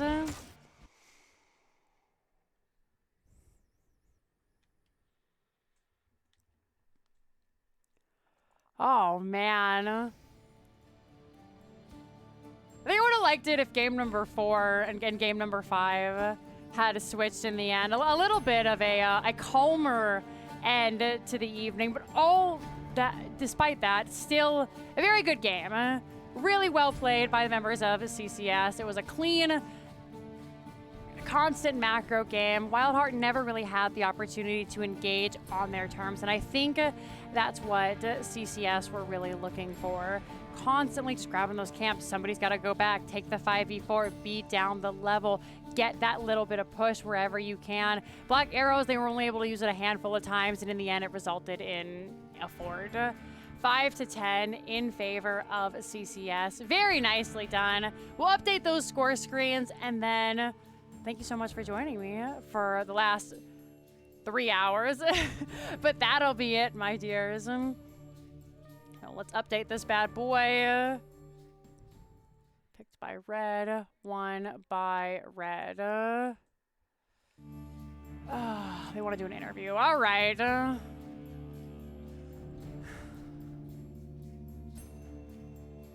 Alrighty, we can stomach an interview. I'm starving. But we'll hop on in with the members of CCS and talk about the series.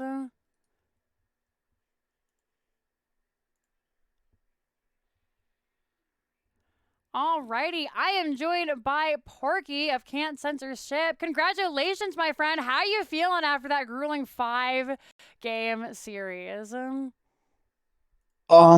Pretty good. I'm just happy to have won a game 5. We went 2-3 versus Heavy Impact and GG till I die, so I was very happy that did not happen again. Absolutely, I can understand how frustrating that might be to come so close and then end up just coming short. But tonight, you guys are the victors, and oh my goodness, that must have been. How are you guys feeling after that? Because I can only imagine how intense it must be. I think honestly we were pretty chill the most of the night. There were a couple tense moments, but um, yeah. I mean, I think we were feeling fine. Yeah, just a Absolutely. couple tense moments. Even Nothing after too game number much. 4. Even after getting what? Even after game number 4, because that was a close one. Yeah, that was a close one. Um, yeah, game four was a bit disappointing, or not disappointing. I mean, a bit close, but I was gonna say it kept you in the series, yeah, I but kept this in. yeah, I thought, yeah, yeah. absolutely. Well, let's rewind a little bit before we get there. Taking a look at the games. Game number 1, you What do guys you take say? us to Ready to have a little Dragonshire. fun? And it feels kind of like game number 1 and game number 5 were very similar. So I have to ask, was the strategy from the get-go? And obviously, only reveal as much as you feel comfortable. Was it just to drag them around the map with camps? Because you guys did a lot of that. I mean, camps are very important on Dragonshire and Garden of Terror. They're probably the two maps where camp timings matter the most, I'd Right. say. We did have a Nubrak in both of those games, so maybe that was a factor. Rhett and Nubrak Right. is pretty decent. He had some pog cocoons. Yeah, those were super crazy. On both teams, there were a couple of times where we saw Lupus on the Anub, and you guys almost had him, but then the cocoon came out. So, but absolutely well done. Though I think maybe the Anub with both those games being pretty free for you guys, it felt. Game number 2, you take us to Infernal. Were you surprised at all by the way WildHeart kind of answered back? Um, Not really. I mean, I think they first picked Tychus, right? Right. So I mean, it's pretty standard. Like if you first pick Tychus, you're going for a shrine comp. Usually, if you're first picking Tychus, you're looking to get a Hogger along with that. So Right. it's really hard to contest that on the shrine until 20, which is why I Absolutely. picked the Haka Falstad. It's because we Mhm. just want to be soaking until then. Sure We thing. did end up winning the shrine late game, Yeah. but we Yeah. just we had a miscommunication on when to use Sanct on the core, and we Mhm. were not able to finish it, which was really sad. Yeah. It was really really close. So let's talk about that comp for a little bit because that was I really enjoyed it. I think that was one of my favorite comps you guys ran. Just the gust in the back, the sanctification dragon arrow.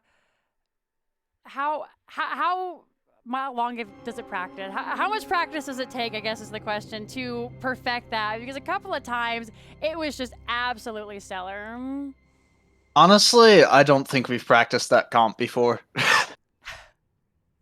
um, Maybe we've practiced like something similar, but I don't think we've really ran material that often. Right. But I think we do have a lot of like we play like Falstead, Hanzo, Dahaka, Uther a ton. So I think we just knew how to play those heroes. Playing with Right. Tyrael, it's just like you're trading CC for a sanctification. But we definitely had enough CC to make up for Yeah. that. That was a really close one. Unfortunately, just couldn't finish it there at the end. And we move on to game number 3, where they start to pick up their momentum. How did you guys stay calm despite the fact that, all right, we lost one, and then game number 2 felt a little bit rocky for you guys? Or game Yeah, number 3, we excuse me. just fell behind earlier against Nazeebu, and we were not able to catch up. So Nazeebu 20 just ran us over. Right. Did you guys expect the Nazebo? Because we were kind of talking about it in chat that this is the best place to pick him. You guys had first pick. Was that something that you guys had considered grabbing? I was looking at. I don't really think Nazeebu is first pick worthy, in my opinion, but they did it and it worked out for them. So that's fine. I think if we play our early game better, that game looks a lot different. Yeah. Being behind versus Zebu just feels really bad. Right. Absolutely. So we've touched on game number 4 a little bit, but I'm just trying to sit here and look over all the comps really quickly. It's been such a crazy night. Medivh. Now, the first question is you're a pretty high skill player. How come we haven't been seeing Medivh as much tonight? Or just in general? I don't think that. I think the only person who plays Medivh besides Nano in NGS or in Storm Division is CPX. Wow, really? I think this is the only other player that plays Medivh. Yeah, there are not a lot of Medivh players. I think that even in CCL, I think there are only 3 or 4 people that I would consider able to play Medivh. Absolutely. So it's just it's a rare hero, and I think people know how to play against it more since it was meta for a while. Right. So you just had to find the perfect time to pick it. They picked Murd and Tychus. Chromie, they're looking to one-shot somebody, so Medivh is really good against that. Yeah. Just not necessarily a question, but I wanted to say just absolutely shout-outs to you guys. Just the coordination, the communication. Up in that top altar, I have to go back and clip it later because I found it so hilarious. You guys got interrupted once by the Chromie. The portal came out, absolutely bonked Reb, and then went straight back like nothing happened. So I just wanted to say kudos to you guys because it was hilarious. It was cleanly executed, and I feel like you guys deserve a little bit of praise for that one. I told Nano, that should be illegal. Let's kill him. Basically, was what I said. You guys did a great job. Came back hard there. And then game number 5. Was it just back to the camps in the Anuba rack? Was there anything you guys were worried about? And then how surprised were you when they let Junk through after 100% ban all evening? I don't remember what they banned that game. I'd have to take a look, but I remember specifically Nentori is very good at Hogger and Vikings, so I needed to make sure those were out. Yeah. I wasn't really too concerned about what else they could pick. Except maybe the Brightwing. The Brightwing is annoying, but I think the reason that Brightwing was annoying is because I was picking comps that were bad into Brightwing, like Stukov. Right. Brightwing is a really hard Stukov counter. Okay. Because you can just cleanse the reactive Blitzospores every time. Absolutely. So, yeah. Perfect. Well, you guys played like absolute champions tonight. Thanks so much for sitting down to chat with me. And I'm going to leave it to you now for any shoutouts and callouts you want to do within reason. The floor is yours, my dear. In reason? Okay. I guess shoutouts to the team, of course. Shoutouts to you for the cast. Always appreciated. Let's see. Shout out to twitch.tv/freepx, of course. And since I'm on the CCS team, I guess I have to say Valk's mom as well. I guess I'll shout out my Twitch channel. It's just TT Porky, or twitch.tv/TT Porky. I stream my competitive matches there. Gonna do some Storm League after the game. So, yeah. Absolutely. I think that's about it.